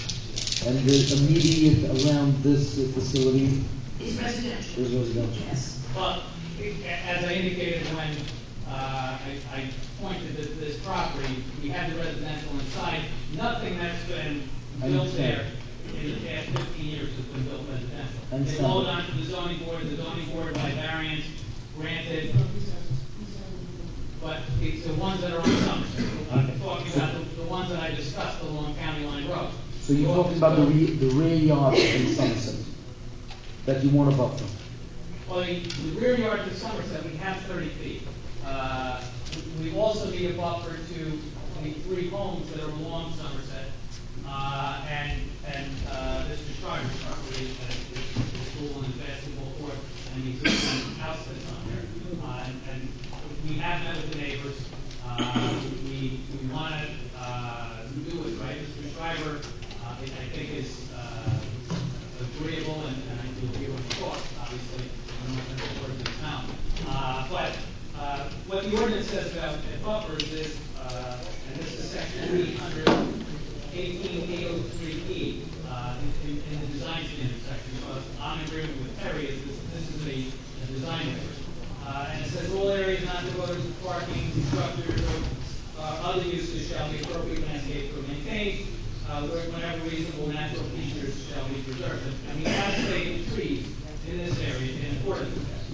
The next section, it says, buffering shall be required when top of correctors or other barriers do not provide reasonable screening, and when the board determines that there is a need to shield the site from adjacent property. So clearly there's a need to shield this site from adjacent property.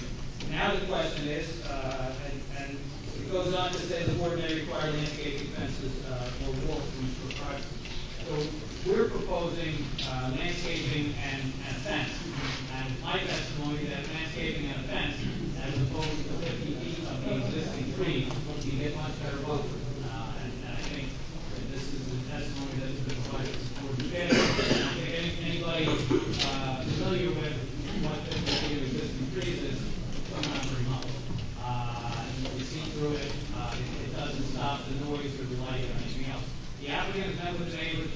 do lighting that is shielded lighting.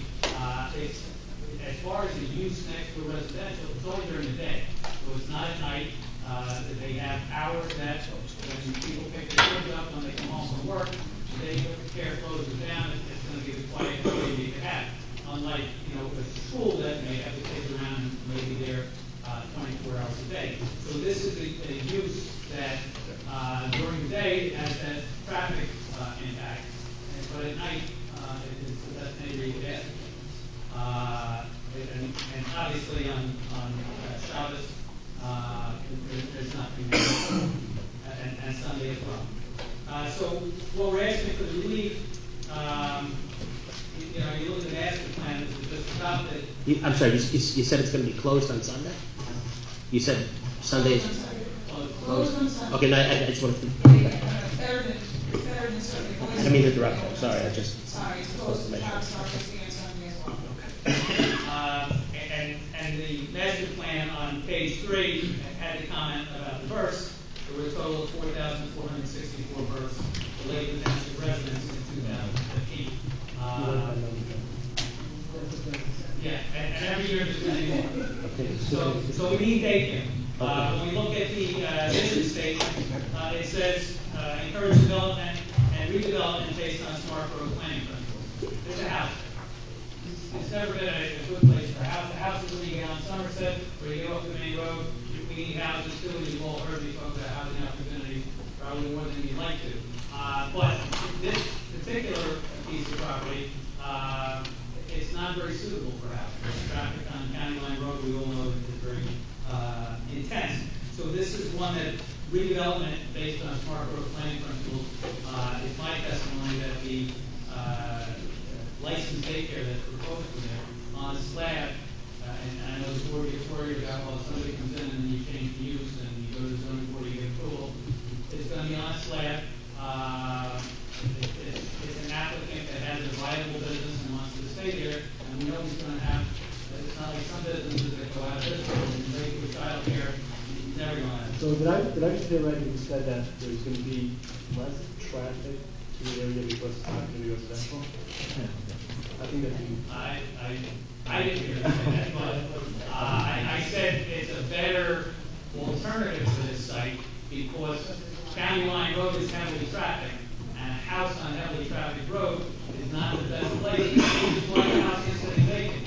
I grew up with my kids on County Line Road where you worry about somebody even, we've all seen their cars go off the road and all the traffic on that road. It's not the most desirable for houses, which is why six different properties came in to the zoning board, and the zoning board granted that relief. So the municipal land use law, NJSA 40:55 D2, under the purpose of the act, is aiding or encouraging municipal action to guide the appropriate use of development of all lands in the state in a manner which will promote public health, safety, and welfare. And it's my testimony that this does promote the general welfare by providing the needed daycare and by eliminating a house on a busy road that's not suitable to housing. The variance that we're asking for is a C2 variance, where we need to show the benefits outweigh the detriment. We have to show that it relates to a specific piece of property.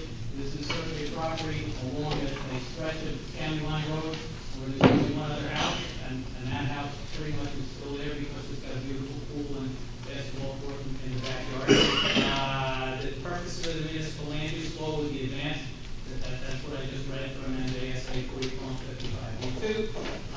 The variance can be granted without substantial detriment to public good or effect on the surrounding property, and assuming the buffering that the board approves on this property is appropriate, and the neighbors are happy with the buffering, I think that's certainly a fact. Variance will not impair the intent purposes of the zone plan and zoning ordinance, and it's permitted use, so we will not do that. And the benefits outweigh the detriments. And my testimony, as I indicated earlier, is that if the buffering is appropriate, there are no detriments, and the benefit is the building is an appropriate size. The architect, I'm sure, is a very smart gentleman who came up with a building that he felt needed to be that 18 inches bigger to provide an appropriate size. If I may, Chairman, there was a question posed by one of the board members about some of the new requirements for schools that was passed, I believe, with ordinance 2017-51, which enacted some of the master plan changes. That ordinance is available on the township website through township PGO. It hasn't been codified in the book yet, but it is there. It does list in accordance with the typical school requirements. There are now additional requirements about providing bus circulation and loading specifically on site, as well as increased step back requirements. This application was submitted in October. This was prior to the adoption of that ordinance in December. But regardless, it appears that the bus circulation is not an issue, given that there's no bus site. And it requires. And this isn't a school. No, it's a daycare center. I believe the buffer requirements that Terry was referencing were schools, or is that incorrect? The buffer is in section 800, it's just non-residential to a residential. This isn't a school, so any of the schools don't apply. Even if it would comply with those requirements. Brian, anything else in the report? Go through the report. Is there anything that you don't agree with? Well, I think we touched on the answers to most of the questions. It was going to be a maximum of 15 employees. So let's go through number 2. Are there any large vehicles entering the site? There will be no buses or large vehicles entering the site. No garbage. Where is the dumpster? There is a dumpster in the corner. John, would that work? And they do private pickup, so they would get a big bus. There was a Department of Public Works approval, and the trash recycling will be by private pickup. It's a private pickup, it's not anything else. So what item number 2 on the review letter, the review comments? Item number 2, is the planning visions are required, is there any planning visions required? Item 2 on review comments? Yeah. First thing on page Well, 4. item 2 was, plan review comments are needed because the bus unloaded, and we have no bus. So there are no planning visions required? Is that correct? That's my opinion. I'm sure you want to hear Terry. Terry? I'm sorry. Sorry, on page number 4, the first item, number 2 on the plan review. You go to plan and you get to the report. Testimony was that there are no planning visions required, there's not any buses.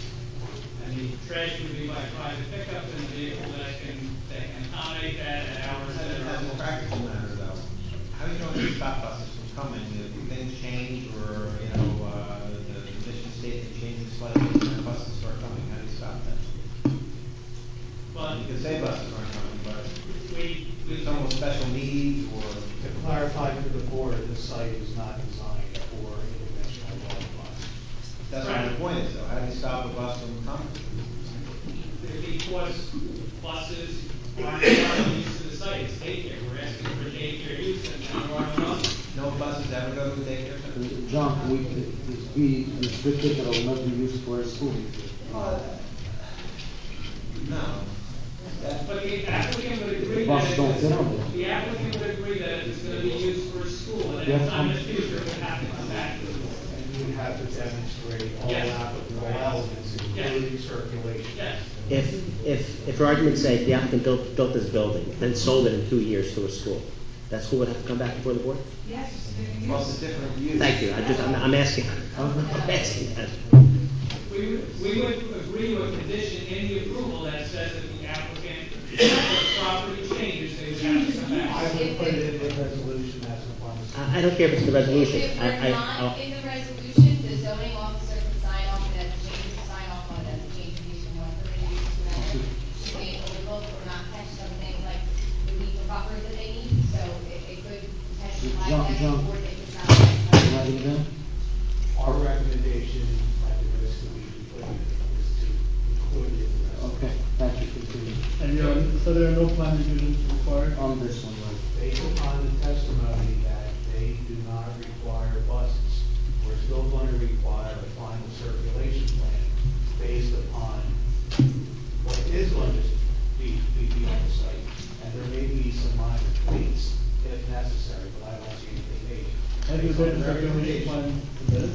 Based on the record, yeah, we have a circulation plan, and there was a concern about large vehicles. The only other large vehicle would be a large trash pickup truck. And either DPW signs off, or if they do not sign off, you're going to have to get private. I can put in the resolution, and again, enforcement's a different issue, that due to safety reasons, due to the fact that this site was not designed to handle buses, that the applicant recognized that it cannot handle buses, any use by school buses would be a violation of the site plan and would subject them to a summons. So I can, lay that No right out. deliveries, any big trucks, no I would deliveries? support that. What? I would support it. Thank you. There's no deliveries. Any of the deliveries would be UPS or FedEx. Okay. No vehicles. And that can fit. And what about Vehicles. sidewalks? We're proposing curb and sidewalk in accordance with the ordinance. The only plan that I would see is if the board feels additional buffering is needed. We have met with the neighbors, and there was a comment, there were 5 separate comments with respect to the drainage to provide a change to the drainage inlet so that all side water could flow into our system. And we're agreeable to that. With respect to the buffering, we're proposing a 6-foot vinyl fence around the side of it up into the front setback, because we can't go 6 feet beyond that, along with landscaping.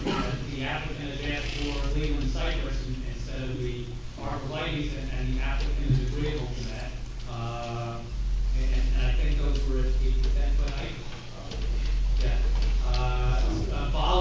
Bollards along the edge of the roadway adjacent to the property, so that the fences and stuff doesn't get hit if anybody doesn't drive appropriately. And the windows on the side of the building are security crossed. There's no privacy issues. So, just to jump back, is there any, do we need to get an update circulation plan, or are we happy with this? We are going to require a final circulation plan. What's wrong with the one Reflect the vehicles that the applicant agrees are going to be on the site, and that they're going to demonstrate that the largest vehicle is adequate. It may be adequate now. I haven't, one of the questions we had in the review, and this ties into the testimony earlier, for example, we didn't know until tonight that there were no buses. Okay, I can go back and I can look at this. There may be some final revisions that are going to be necessary, or possibly not. If there are changes, I suspect that they're minor revisions. So we don't really, so probably not. We don't- I'm looking at circulation plan, I'm listening. I just want to understand why your letter says that we need to revise circulation plan. Because we were concerned about the inability for bus circulation. Okay, so now that they're not talking to this, you assume that the circulation plan is. We are going to review your compliance if you actually agree. And that's one of the items that we're going to look at prior to signing. The point is that we want to get a complete plan should come with a circulation plan if you're okay with it. And that's really what I'm going with. Thank you. Ron, is that? Okay, can I read some of the experience I did? I'm sorry. I have a fundamental concern about daycare applications and how we review them, because the New Jersey Administrative Code, not the ordinance, the Administrative Code has minimum standard requirements for a daycare facility. And we do not address that in our review letters. And, so one of the things, there's a fundamental issue I'm having is I'm not seeing where there would be any outdoor play. I, in my opinion, would not agree with, I'm not comfortable just saying, oh, you're going to meet all the requirements of licensing, because if we're not crafting it properly in our resolution, the state licensing board can view that as us giving them a variance to what the licensing requires, and then that gives them the go-ahead to circumvent what the licensing requires. What age are these kids? Well, Their entrance and the vacant. Yeah, so They don't need a. there is a legal requirement for outdoor time. So, For yes, it's in the administrative code. It's clear of how many square foot per kid and how, if there's more than, so many children, it has to be at least 350 square feet. And we've had a lot of testimony here about the dangerousness of that road. And so it's not like you take these kids for a walk on that road to begin their outdoor time or walk them anywhere. So I'm not really sure, how this is going to comply with that. And I would ask maybe in the future if we could have that section of the administrative code of the legal requirements for building a daycare to actually be reviewed by our professional as part of the review letter. Because it's like I'm sitting here looking at the code and feeling more and more uncomfortable questioning if this really complies with the state licensing requirements. And I just don't feel comfortable approving something. Well, I think, Mr. Flannery, have you reviewed as the engineer the requirements that Mr. Grafos is referring to and determined whether you... The applicant did, I haven't, but what we're saying is we're agreeing this is a licensed facility, and the resolution can have a condition that we have to meet the conditions. But I think what Mr. Grafos is saying is that she wants to see it first. Doesn't want to slip you the have room on cracks. the property to put the. Yes, there's 30 feet behind the building, and it's like when the board approves But the building. that's the setback, though. That's within the setback. They can have a playground. We don't know what type of facilities you need. No, it's just going to be open play area. I'm just raising the point. It's No, within the it's setback. okay, it's just open play area, it's going to be within the setback. And it's like when a plan gets approved with a septic, we don't give all the septic design to the board because the health department reviews that. If we don't meet it, we don't get it. And I understand the concern is that then we go and ask for relief. We can have a condition in the resolution that we're not asking for relief, we're going to comply. And it's the same as the building, all the building codes, we have to comply with handicapped access, everything else. All the details of all the different agencies, if we gave that to the board, and certainly if you want Terry to review that, I'm sure he'd be happy to review additional things in the future. Well, I mean, here's another issue. Like, so for example, you're required to have an illness area for the children that's dedicated to sick children. I'm not seeing that on the plans. So, okay, so then you're going to say, oh, well, it's just one of the offices is going to become that in case a kid is sick. But that's, I think. Yeah, I'm looking at it. I didn't see it.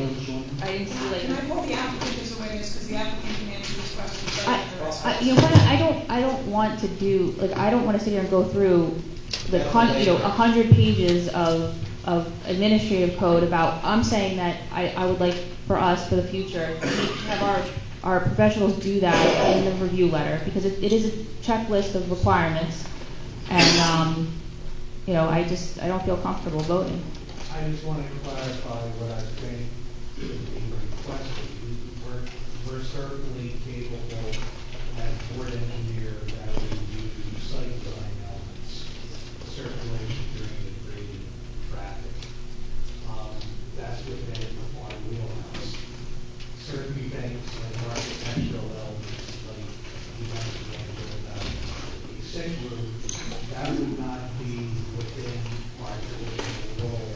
That would be something that they would have to demonstrate not only during the stage review, but to the satisfaction of the building department to review the interior building designs. We would certainly make an effort to review whatever the board wants us to review. I don't think the building department will pick it up. And the other concern is there are square footage requirements of what's a play area. That play area cannot be counted. An indoor play area cannot be counted towards square footage for how many children you can have in the building. Things like that, which I think are important for us to review at this level. Especially, if we're approving a 13,000 square foot building that really shouldn't be 13,000 square feet, then that's something where we fail.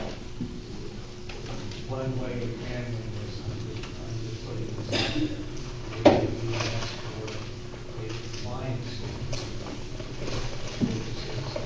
If I may, can I just say one thing? Yes. In order for the applicant to operate this, because it is a licensed facility, the state is going to come down and inspect and make sure that they meet every criteria that's listed in the administrative code. And certainly you could put as a condition in the resolution, this has to be a licensed facility, nobody else can operate it. That way you know that it's subject to that outside agency approval by the state, the same way that we deal with septic systems and so many other. I understand that, but in lieu of depending upon the state to do its job, I mean, a lot of times in a case like this, you bring an architect in or someone who has expertise, an actual expert, not an applicant who may or may not have the expertise. The architect does have expertise. And address how it complies. The architect does have expertise, he's not here to testify. Well, then maybe they want them to come back when they have the architect to testify and go through the compliance. I mean, I'm just, we're talking more about what we're doing as a planning board, creating a culture of compliance and having people come before us with full, robust, complete applications. And to me, daycare is an area where I feel that I'm failing as a board member and that we need to have more information. Would you be satisfied if they had the architect go through it and say how they designed the building in this way and how it complies with the criteria? Yes, I would. But I just don't like when we do these blanket statements of yes, I comply. I like to, because I also would like to see in the resolution not only are they required to meet the state requirements, the state can give variances, and I think we should be considering what would be a variance and what are we willing to tolerate as a township with regard to protecting the children in the daycare. So just saying, oh, you have to comply means, okay, now we're actually giving our ability to control how we're building to the state, who's not vested in protecting the children. And I'm just not comfortable with just giving them all of that power. I feel that we should look at what can the state give a variance on in this type of situation and what we want to control in the building of this type of building. Is the board inclined to continue this when the applicant can address those, either in a report or? Mr. President, you ready to continue? Do you think we need more information? I'm not in favor of it at all, because the traffic is not going to work. Okay. You've got this design waiver, number one, that you have to have 25-foot wide buffer area, 50-foot wide. That alone would stop this whole project. You think we need an updated traffic study? I think it's a little more than that. Yeah, and if we did, how are you going to get a traffic study? You got to speak much, the other thing not work? Yeah. It won't work. Where are you going to line all these cars up? Are they going to all start parking on Sand Line Road? You can't make that turn now to get down. I know that. I know it's a parking lot. Well, Mr. Jackson, question to you. If it's totally conforming application, and we feel that the traffic doesn't work. But it's not totally conforming. There's a buffer. There's a 50-foot buffer required if you're non-residential and residential development.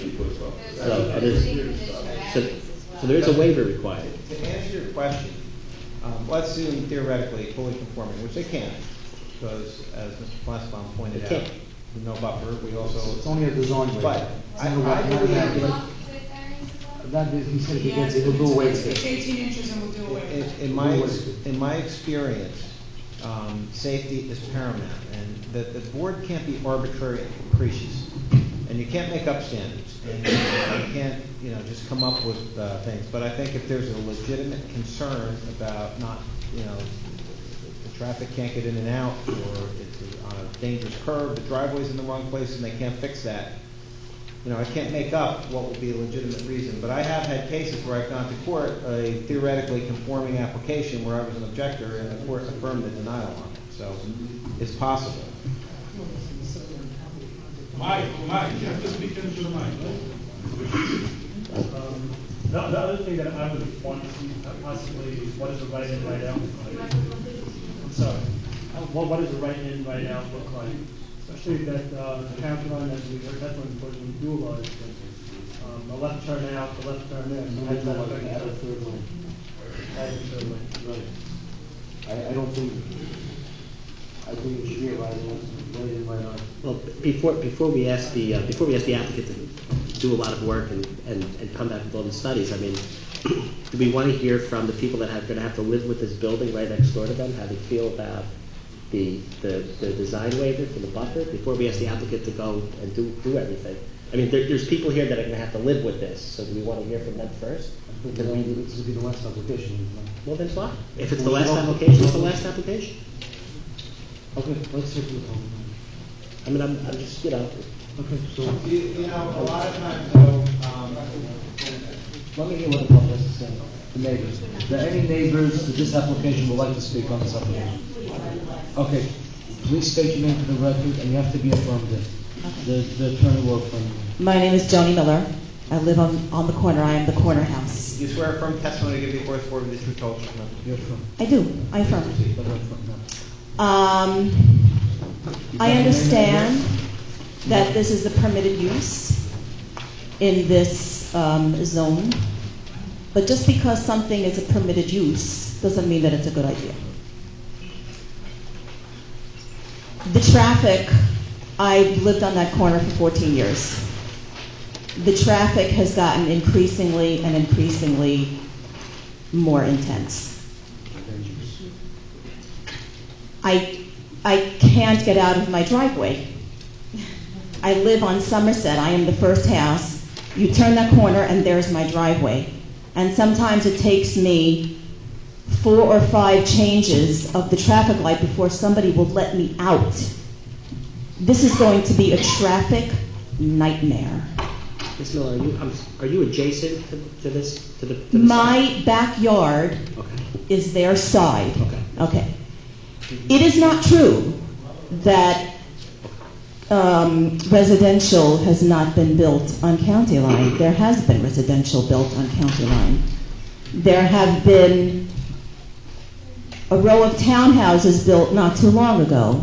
And it is not true that this is not appropriate for building a house. It is a long, deep piece of property. It is a lovely piece of property. And someone could build a very nice house all the way in and have a long buffer between them and County Line. I want to go on the record as saying that I am 100% opposed to this building. This will greatly affect my life on that corner. There's nothing to talk about. Thank you. Yeah, thank you. Thank you very much. Anybody else in the public like to be heard, please come forward. Okay. Please state your name for the record. Shloimeh Klein. You have to be affirmed.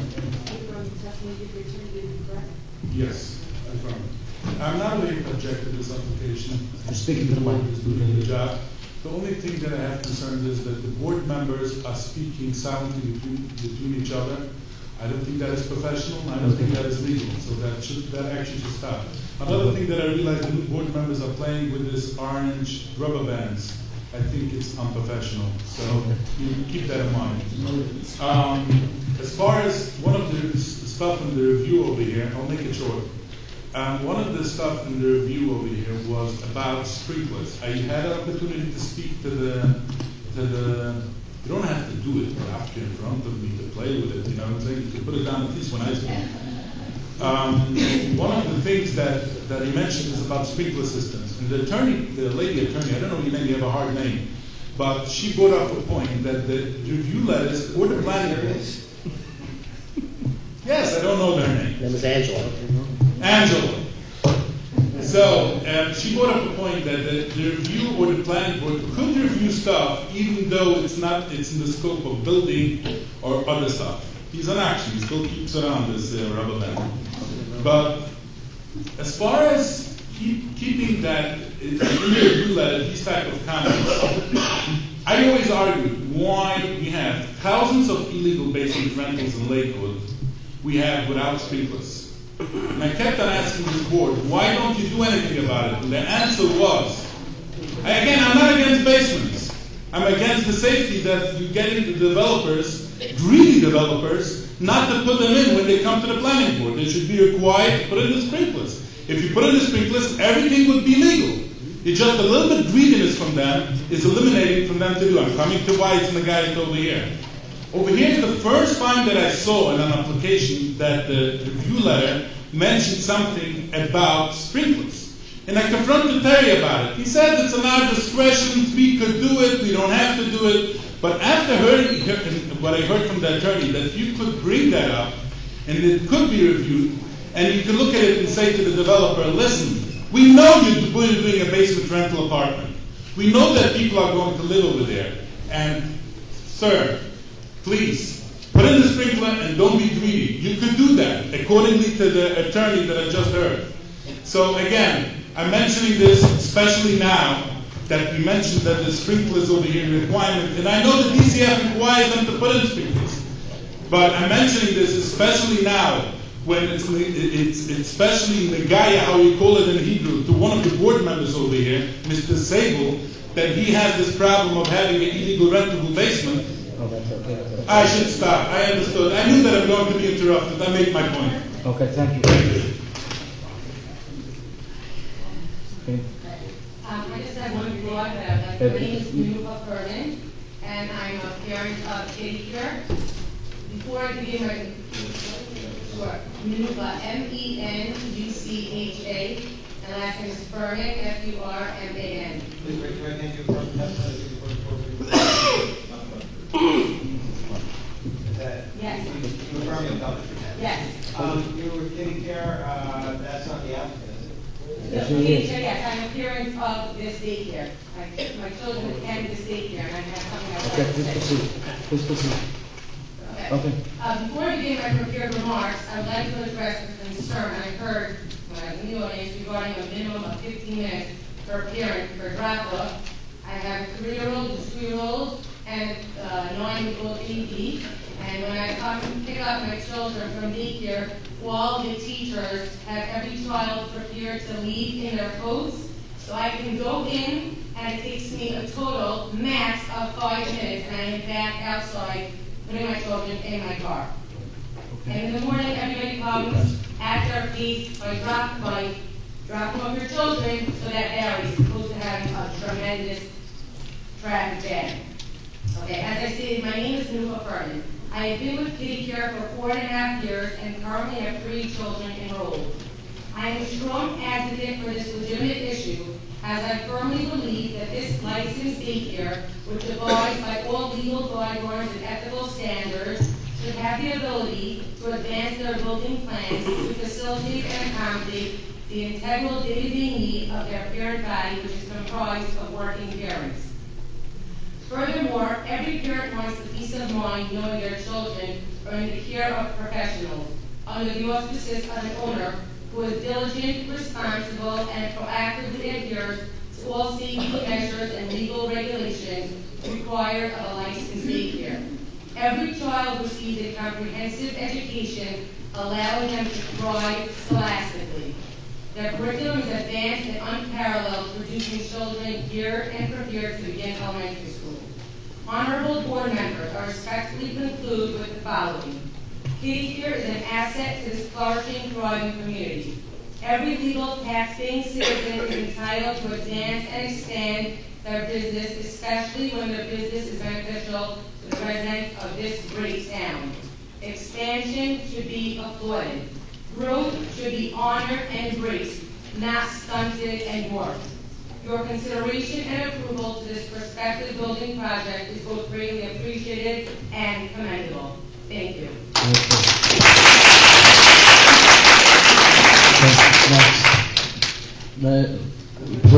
Please state your name for the record. UCL Walter, 944 Somerset. I am neighboring with Joni Miller. She's 948. Okay, 1 second. Please. YEKUSIEL. Last name BALTER. Okay, you're referring to the attorney. You have to be affirmed. Do you affirm the testimony to be put forward with the truth, the whole truth, nothing but the truth? Yes. Please proceed. I really think we do need a daycare facility. The question is the venue and the safety of the children.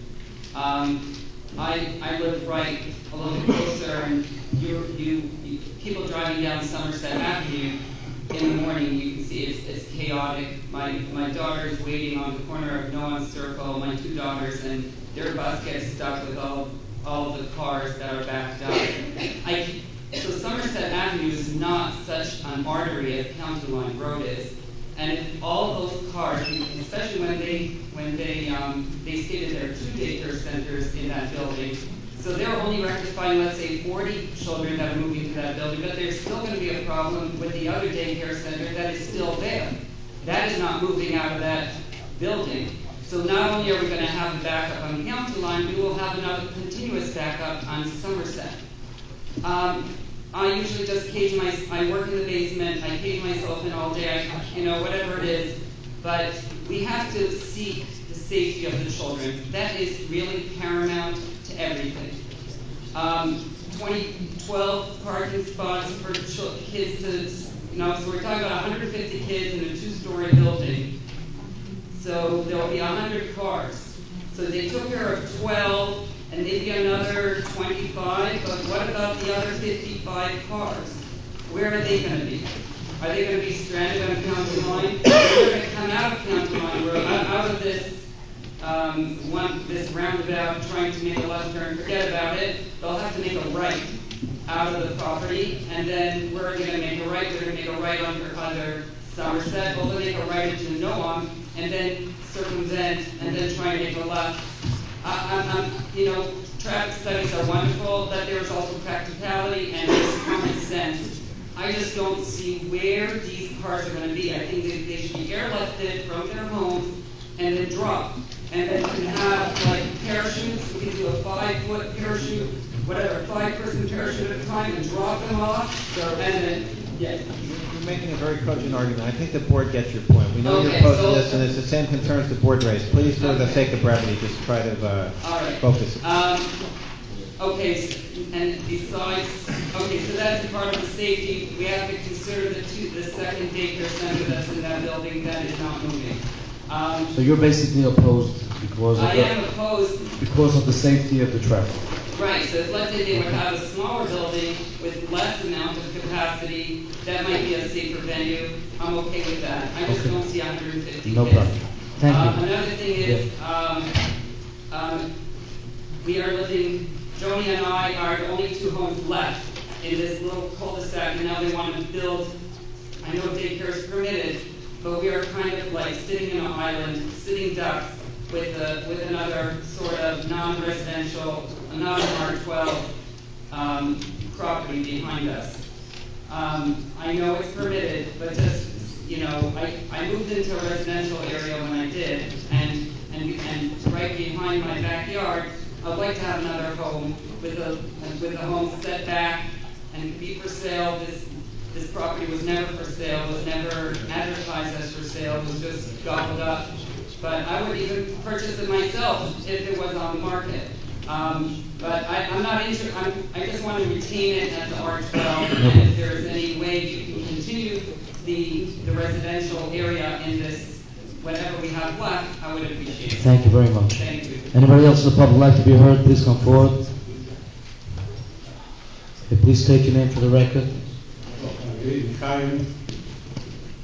Chaim David Schreiber. Yes, I do. Chaim, C-H-A-I-M, David, D-A-V-I-D, Schreiber, S-C-H-R-E-R-B-E-R. Okay, Mr. Schreiber, you just show on where you live. I live in a few places. Oh boy, how's that? I currently live over here, 197, which backs up offset to the property.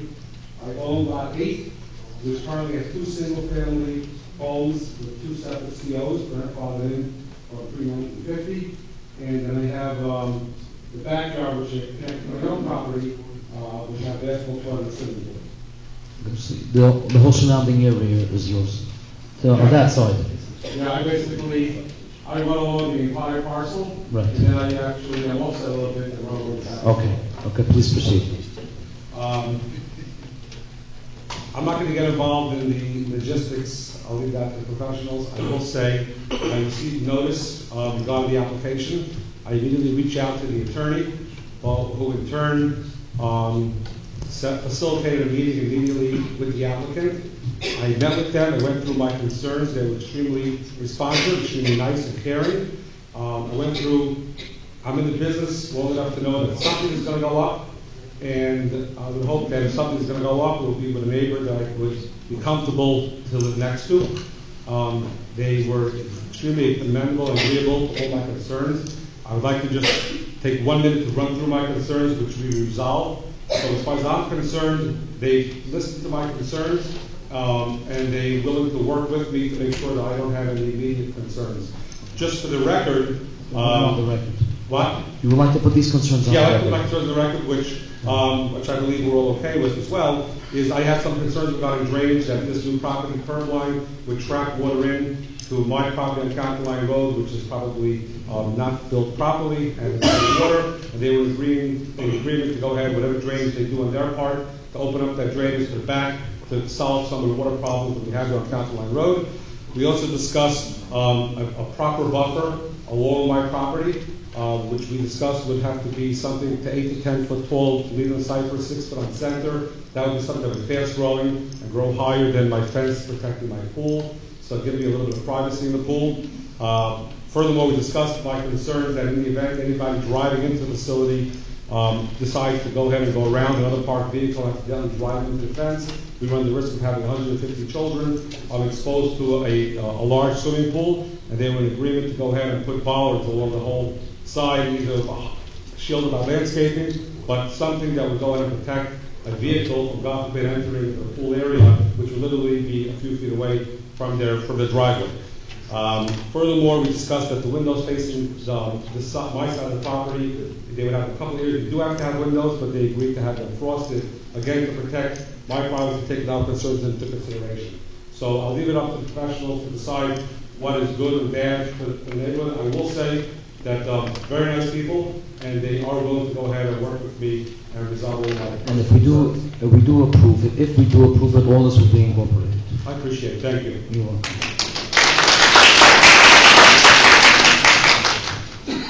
Okay, anybody else in the public would like to be heard in this application?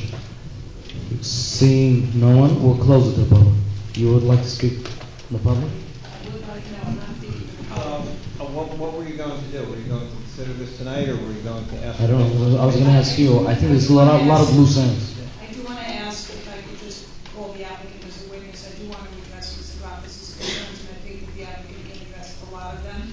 If I could just call the applicant. I have no problem, but Mrs. Weinstein, the feel from the board I get that it's premature. We should go for a vote on it. Understood. I'd still like to just bring the applicant. I have no problem. I have no problem. No problem to put it on the record. Thank you.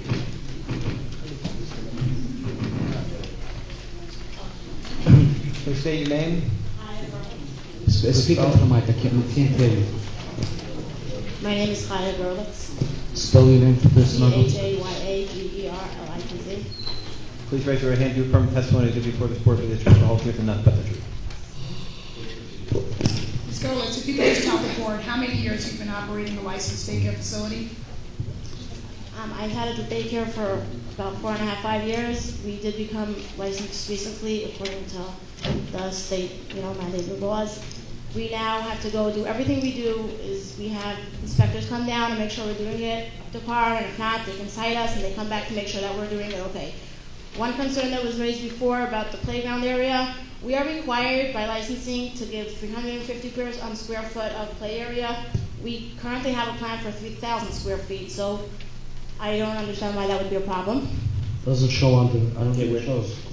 It's not on the side plan. Do you have a room for 6 children, as Mr. Grappler said? We will set a room aside for that. Have you examined these plans with the architect, taking into account the requirements under the administrative code? Yes. And the architect indicated to you that these plans meet with all the requirements that would be set forth under the administrative code? Yes, and as a matter of fact, I plan to showing these plans to the state agency before I actually go ahead, because I want to make sure that I'm in compliance. Okay, thank you. There's one more question, which is, can you just describe for the board the drop-off times, how it works exactly? Is there a teacher that waits downstairs? How exactly does it go? And how much is the most that you have parents come at the same time? At the same time, maybe between 10 and 15. They come, they drop off their children. They're in a rush to go to work. They have no time to hang around and just any talk or anything. They come, they swipe their card, they leave. Some parents actually swipe their card on the way out, so that house time, they literally come in and drop their kids off and go out. For the older kids that would will be upstairs, there will be a teacher waiting there, so the parent won't even have to go upstairs. The only reason why the parent actually comes into the building is because, for the safety, that the children in the building safely, and we know that they're okay, but because they have to swipe their card. The card is at the entrance, at the office, the front office, it's literally, they're in and out in no time. So how many cards would you say are there at the peak times? I'm trying to think. At the peak time, well, it's hard for me, when I look at it outside, I'm seeing my own cars, the yeshiva's cars, and the other daycare's cars. It could be anywhere between 7 and 10, but I don't know that they're all minor at the same time. And they do come. We start at 8:30 and constantly coming in and out between 8:30 and 10. Now, there's 25 parking spots. You say that's enough for peak time when there's... Well, there's not, I know we mentioned this number of staff before. Not all the staff members actually drive. I know for a fact that quite a few of them don't. They have one car for their husbands and wives. The husband drops them off, and they go to work, and the husband continues on his way. As a matter of fact, I think most of my staff, now thinking about it, they do not park their cars there. When we give an approval on an application, we need one parking space for every staff member. So you can't come to me, if you sell your business and then you get a new worker and she drives, we have to have, every staff member has to have a space. The amount of parking spaces we have on this proposal are definitely more than what we have by Somerset right now. Okay, Somerset is not working. Right, so this would make it a whole lot better. Yeah. Okay, so what would you like to do? Mrs. Weinstein.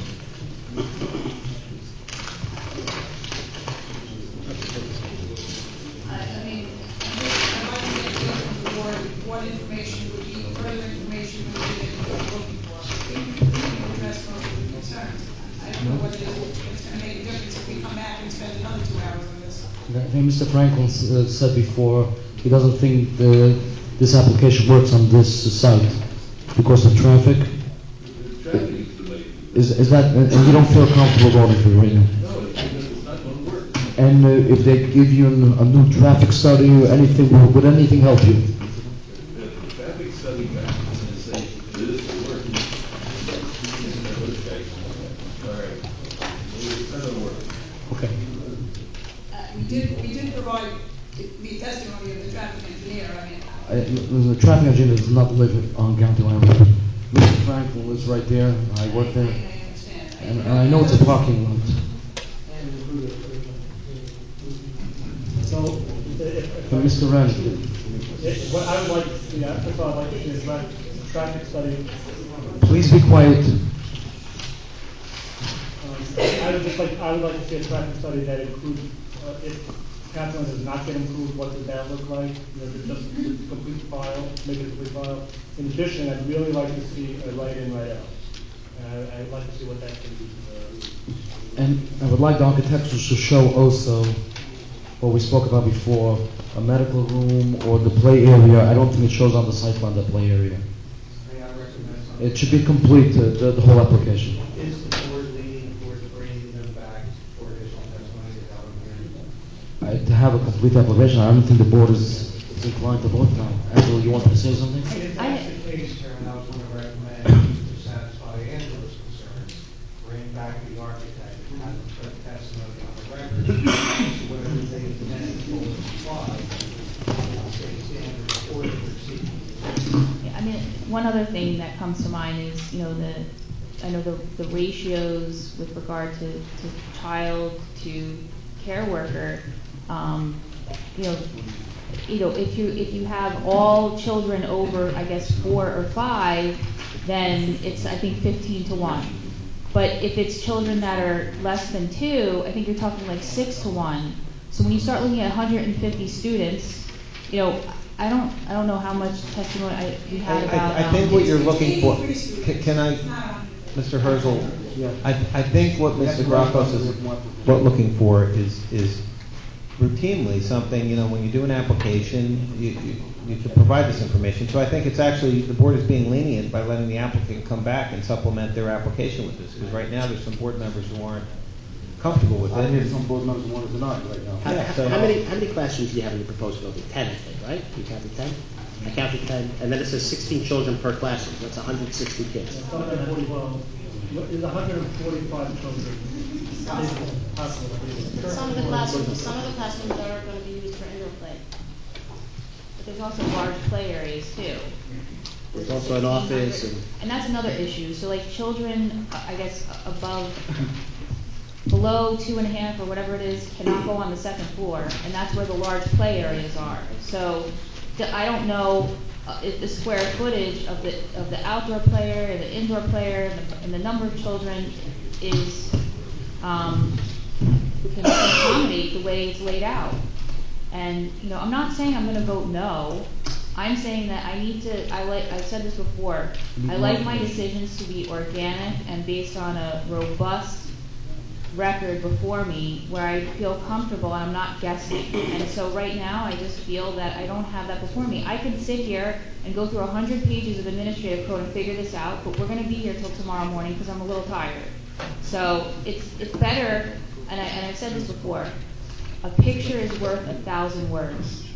And applicants can either give us no picture and have us each guessing, which means each person on this board is now building a different house in our mind, a different application. We are all visiting a different place. Or you can spell it out for us as clear as possible so that our decision is quick and easy. That's on you. So if you're not gonna do that, then we're gonna struggle, and it's difficult.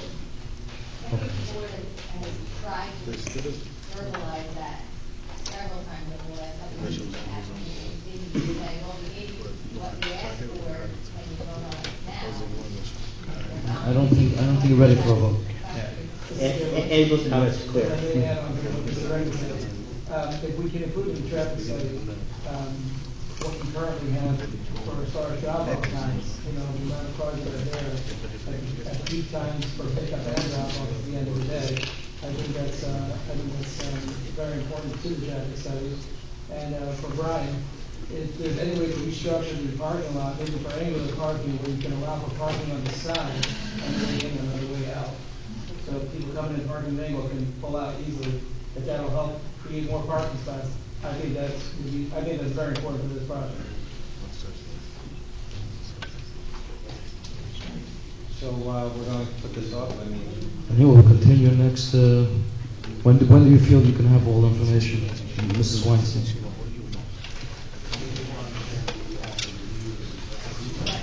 So then we're back to the plan. And I don't want to rush this. There's no reason to rush this thing through. The submission deadline for all of the other projects that are already scheduled on the 20th, about 6 of them, the submission deadline is Thursday. So if they think they can get plans which is done by Thursday, sure, February 20th would be fine. Otherwise, you are giving them additional.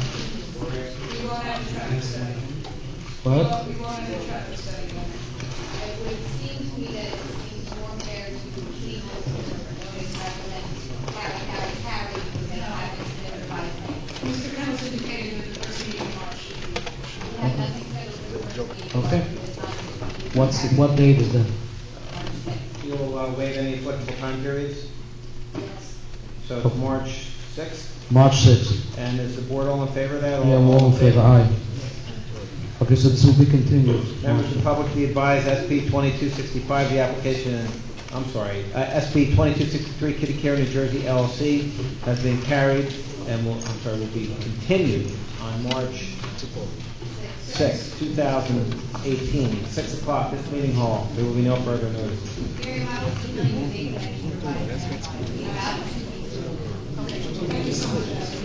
Okay, we're not going to go through the whole agenda. Okay, we'll leave it at this.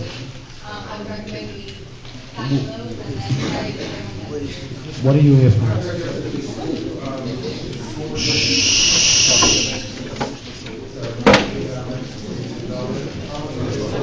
Folks, we still have a meeting going on, so if everybody could please be quiet.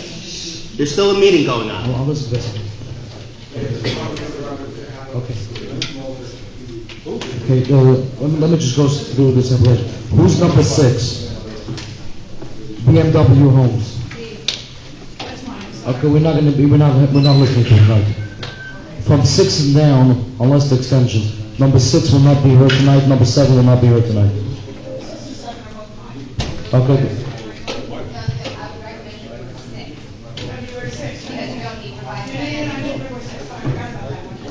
Okay, 6 and 7 will definitely not be heard tonight.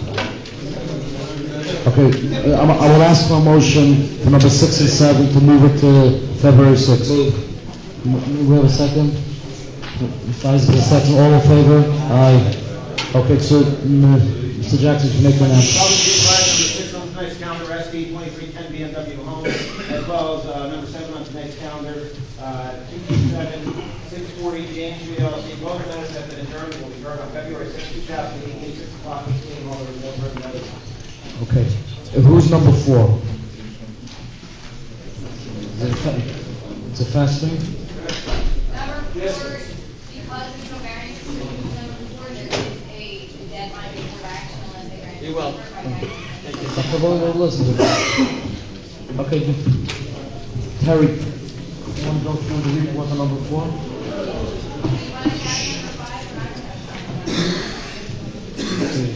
Let's go to Terry number 5. February 6th, Mr. Franklin? Okay. All in favor of adjournment? Aye. Yeah, aye. Members of the public, be advised, number 5 on tonight's calendar, SB 2266, Nine Holdings LLC, has been adjourned on February 6, 2018, 6 o'clock. This meeting hall. There will be no further notice. Okay. Terry, you want us to report? Yeah, I'm going to talk about the chair practice that as the applicant has very shortly. So a lot of what you see here on the waivers that they were proposing in the site improvements, be looking for a lot of relief. They're not proposing as part of this application. You're going to hear that shortly. 821 traffic zoning, smell, planning board,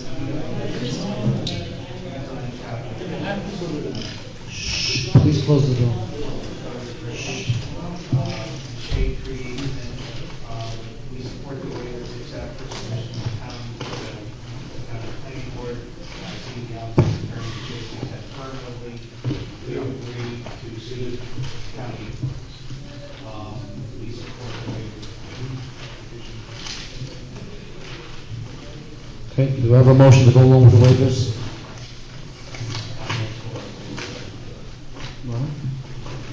Anybody like to make a motion to go along with the waivers? I don't know what we're doing. Wow, one of them is a truck, so. Why are we going along with the water, the amendment road? It's the existing sign. It's an existing site, they're proposing a building addition on the existing road. So they're not proposing any additional site improvement. Now, if the board is not comfortable. Okay, one second. One second, Mr. Jackson. I mean. Oh, his last bit. Can I make, one second. I want to recuse myself from this application. Okay, so Mr. Reddick, please take over. Record reflects the chairman has stepped down from this matter, removing himself from the dais. Can I just make a suggestion? Maybe we first hear the application and then decide on the waivers afterwards. Yeah. Because I mean, we decide on all these waivers before we even hear the applicant. Let's hear the application, and then we'll decide whether or not to. If the board feels that they require additional design to make the site work, they're going to come back with that by itself. Yeah, but then why do they require a submission? The current application that for which they intend to seek approval, it was not proposed to site improvements, and they're here to make a case as to why they feel why it's not necessary. As a special recording? Yes,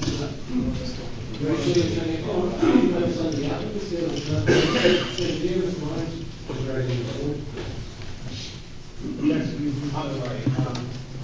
You affirm testimony that we put forth the local economic plan lines, professional expert, professional planner, and history of I just want to make it clear, this is a site plan application. There are no site improvements proposed. This is all the building. This is a 2,500 addition to the existing building. That's why these waivers have absolutely nothing to do with anything that's being constructed. They're all granted in the prior applications. So we're asking that the submission waivers be granted. We'll make a decision at the end of the case. So that any further delay, Angela said she wanted We have an obligation to make it easy. We're going to make it very easy. It's a very easy act. We are proposing, as Mr. Shea said, a 4,500 square foot, one-story with basement building addition on the rear of the existing school. The area where the building addition is going to be built is existing pavement. Taking out pavement, putting back a building. There's no changes in the impervious coverage of the building. The storm drainage stays the same. That's why we're asking for the waiver from design. Soil erosion, we're not disturbing enough of the site to require the county to require a soil erosion permit. So we're requesting a waiver. This way we want to prepare one that we will never submit to the agency. Environmental impact, the site is 100% developed. We are going to submit to Ocean County Planning Board. They will require a traffic study. Same problem we've been having. We're working Mr. Kennel to death, writing traffic studies. We can't submit to the county until he gets the traffic study done. There's very little increase to the school. There's five additional classrooms, which would be at the most 5 additional cars, and possibly 1 additional bus. But his report will address all of that. We also request a waiver of shade tree easement. Shade tree easements weren't required on the prior 2 applications. The frontage of the property along the First Avenue is occupied by a 30-foot wide easement to the Lakewood multi-MUA. So we would have to have a shade tree easement behind that, well into the property. There are existing trees in the grass area between the building and New Hampshire Avenue. That's why we're requesting, again, we're requesting shade tree easement waiver on the New Hampshire side. But that's why we're submitted on the prior application. Yeah, and I'm fine with 236 personally. I know the rest of the board feels with number 1, you are adding additional classrooms, maybe 1 car, maybe 1 bus. Yeah. You're adding additional. I don't know how the site works today, so I don't know what 1 more bus does. And I think my personal opinion is that there should be a traffic study submitted for review. It's on a major highway, and it should be submitted for review. That should not be Well, and we will, and that's what the county planning board, the county engineer, it's their road. Can I interrupt you for 1 moment? Mr. Renner has said he's disinclined to grant a traffic waiver. I think we should find out if the other board members through an informal aye or nay, because if that's the case, we should stop it now. I understand what the chairman is saying. I'm familiar with that area because I work right down the street and I pass by there several times a day. It's a large school. It's quite a large school. It's right next to the mikveh, I think. The mikveh's right next door. And again, I'm just speaking for myself. I think personally the addition of the 5 classrooms and the 1 additional school bus is not going to impact what goes on there on a daily basis. To warrant looking at a new traffic study beforehand. That's my personal opinion. It is. It's not. I mean, 5 classrooms in that building is nothing. Does anyone else have a different view? Because the board has to grant the waiver. I don't have a different view, but I just was curious because it says a 4,000 square foot addition, but it also says on the plans there's a basement, so it's really like 7,000 something. So I want to hear a testimony about what the intention is. It's on the plans. Yeah, I think Mr. Lyons said that. I apologize. Initially, it was only storage, but that has been made. There's no basement, only traffic development. There's no basement here being excellent. Well, we'll just take that as a representation since you're not on the road. So there's no basement. No basement, same story. So the plan do show a basement, but there's not going to be a basement? We'll make sure when we submit revised plans, they will. That'll be a condition. Okay, I'm just pointing out this is again it's a problem when we're not getting in front of us plans that represent what's going to be built. And this is something that keeps on being brought up by the board. If not, just for the people who are here, if nobody's getting the message, I got the message loud and clear. The board is very frustrated with getting applications that aren't meticulously prepared and complete, and give them all the information that they need, and then present it in a methodical, orderly manner to the exhibits. So I think what you're seeing tonight is going to be the future. And then some. So As a practice of attorney, you know, the right is set, and everything should be in order. I'm gonna ask for a motion on the waiver. I'll move to grant the waivers. I'll second the motion. All in favor? Aye. All right, it's unanimous, so, okay, please proceed. You have to waiver on the traffic study. Thank you. Mr. Lawrence, is there anything? Well, he got the waiver on everything he requested. It was more than the. And the traffic study will be submitted to the county as part of their approval. Yes, that's correct. Is there anything on November 28th before the election, based on the need to address, what is the place to address tonight? Right before the second review. It's acceptable. We have sufficient parking on the property. There is also additional parking on a potential easement on the northerly part of the site to show that's part of the vacant property that is potential easement to the school, which has an additional, I believe, the report says 47 parking spaces. So we have plenty of parking, 5 additional classrooms. Won't affect the access to the town. Again, there's a number of other design waivers that are recently time. Can we just go through the zoning section for 1 second? So, on the pre-existing rear yard setback, where you're actually building the building now, can we, right, is that in the rear yard setback? That is the rear setback. The proposed addition will have the same setback as the existing 2-story building. And Oh, it's running alongside. Yes. Running along one of the existing building, and that's adjacent to the self-storage. And that's adjacent to the self-storage facility, and then to that side of the property, is there any side yard setbacks that is? No, there's no variances on the north side.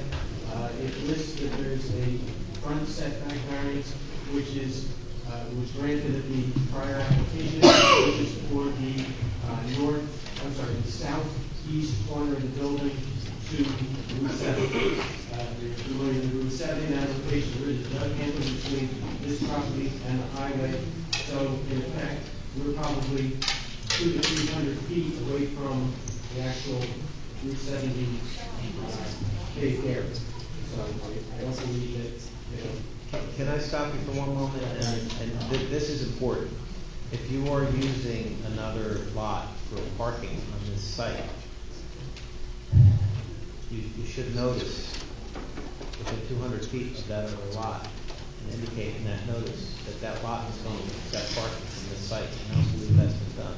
but that's the way it's been for, I'm just saying, it's not a new situation. I understand that, but you're expanding that, and in theory, somebody who's adjacent to that lot, now the lot's a little busier, and they should get notice. I don't know how the board feels about that. Are you in possession of the certified list of position on this application? Certified lists are issued based on block and lot requests. I believe it was issued from that lot 47.01 individually. Not 4702. I don't recall that being part of the I request. agree with Mr. Jackson. Yeah, I think that, I agree with your observation, I think it has to be renounced. I'm sorry, but No, listen, you're right. I apologize for not noticing that. I believe the request came in just recently. I remember updating it and noting the location of the site. I forgot about that shared parking. So we can be carried to your February 6th meeting because it's an opportunity to renounced. It's just a technicality, but, I wouldn't want to jeopardize. Jurisdiction, sure. I agree with you. Email me in the morning and remind me that we're updated. Is there a motion to post the February 15th? I'll move to second. We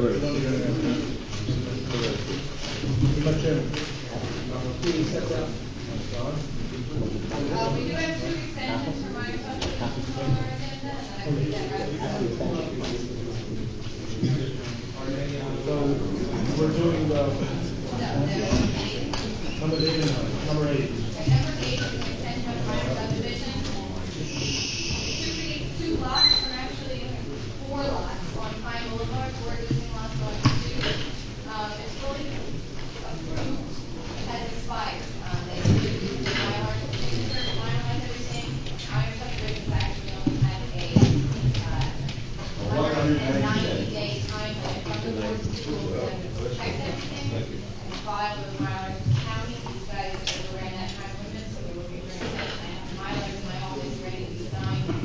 How long do you need an extension for? That is probably sufficient basis for the extension. Mr. Cole, you agree with that? How much time do you need? A day. How about we give you 1 year, just to make sure things go wrong in the building? I don't know that you can give us a year on a 190 day. Oh, I'm sorry. This board does do it regularly, I don't know if that's. What's the next? One at a time. I apologize, we're all talking at once. Not only that, but these gentlemen over here need to stop too. These gentlemen over here, please just stop it right now. You're welcome. Thank you, I'm only kidding, I'm trying to. So how much time do you need? A week. 90 days? 90 days. Okay. Okay, do I have a motion? I'll move to, Do we have a 9-day second? extension. Do we have a second on the extension? Second, all in favor for extension? Aye. Aye. Okay, next. The next one is SE 2052 for Aaron Mansour. This is an extension of a minor subdivision, again, to create 2 lots on 4 existing lots. Don't recall the specifics, but I'll let Mr. And Mr. Lyons, what's the reason for the delay? There has to be. What do you need extension for? Our plans are also at the county right now, waiting final approval, so we'll get back. We're in the rest of the signatures, so it's going to take a few weeks. That's a appropriate basis for an extension, that they are waiting for an outside agency to act within the time frame. So. And how long do you need?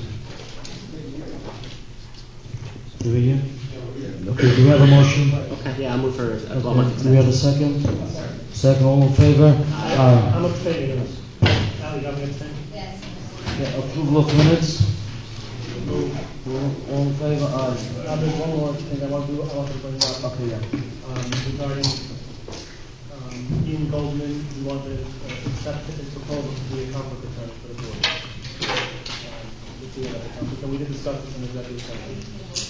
And I'm making a motion. I'll second. I'm serving as chair now, I guess, so I won't make the motion, I'm going to ask for a motion. Okay, I'll make the motion. Is there a second to the motion? Okay. Roll call.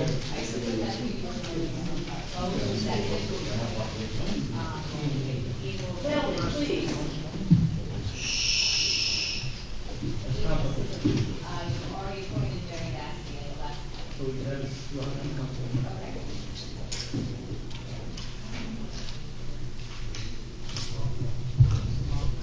Motion Is there a roll call? Mr. Grunberger. Yes. Mr. Grunberger. Yes. Mr. Sable. Yes. Mr. Glenn. Yes. Mr. Herzl. Oh, yes. The answer is yes. Yes. Yes. Mr. Renner. Mr. Isaac. Yes. Mr. Grasso. Yes. And Mr. Meyer. Yes. We adjourn. Motion to adjourn? Board members, thank you very much for appointing me.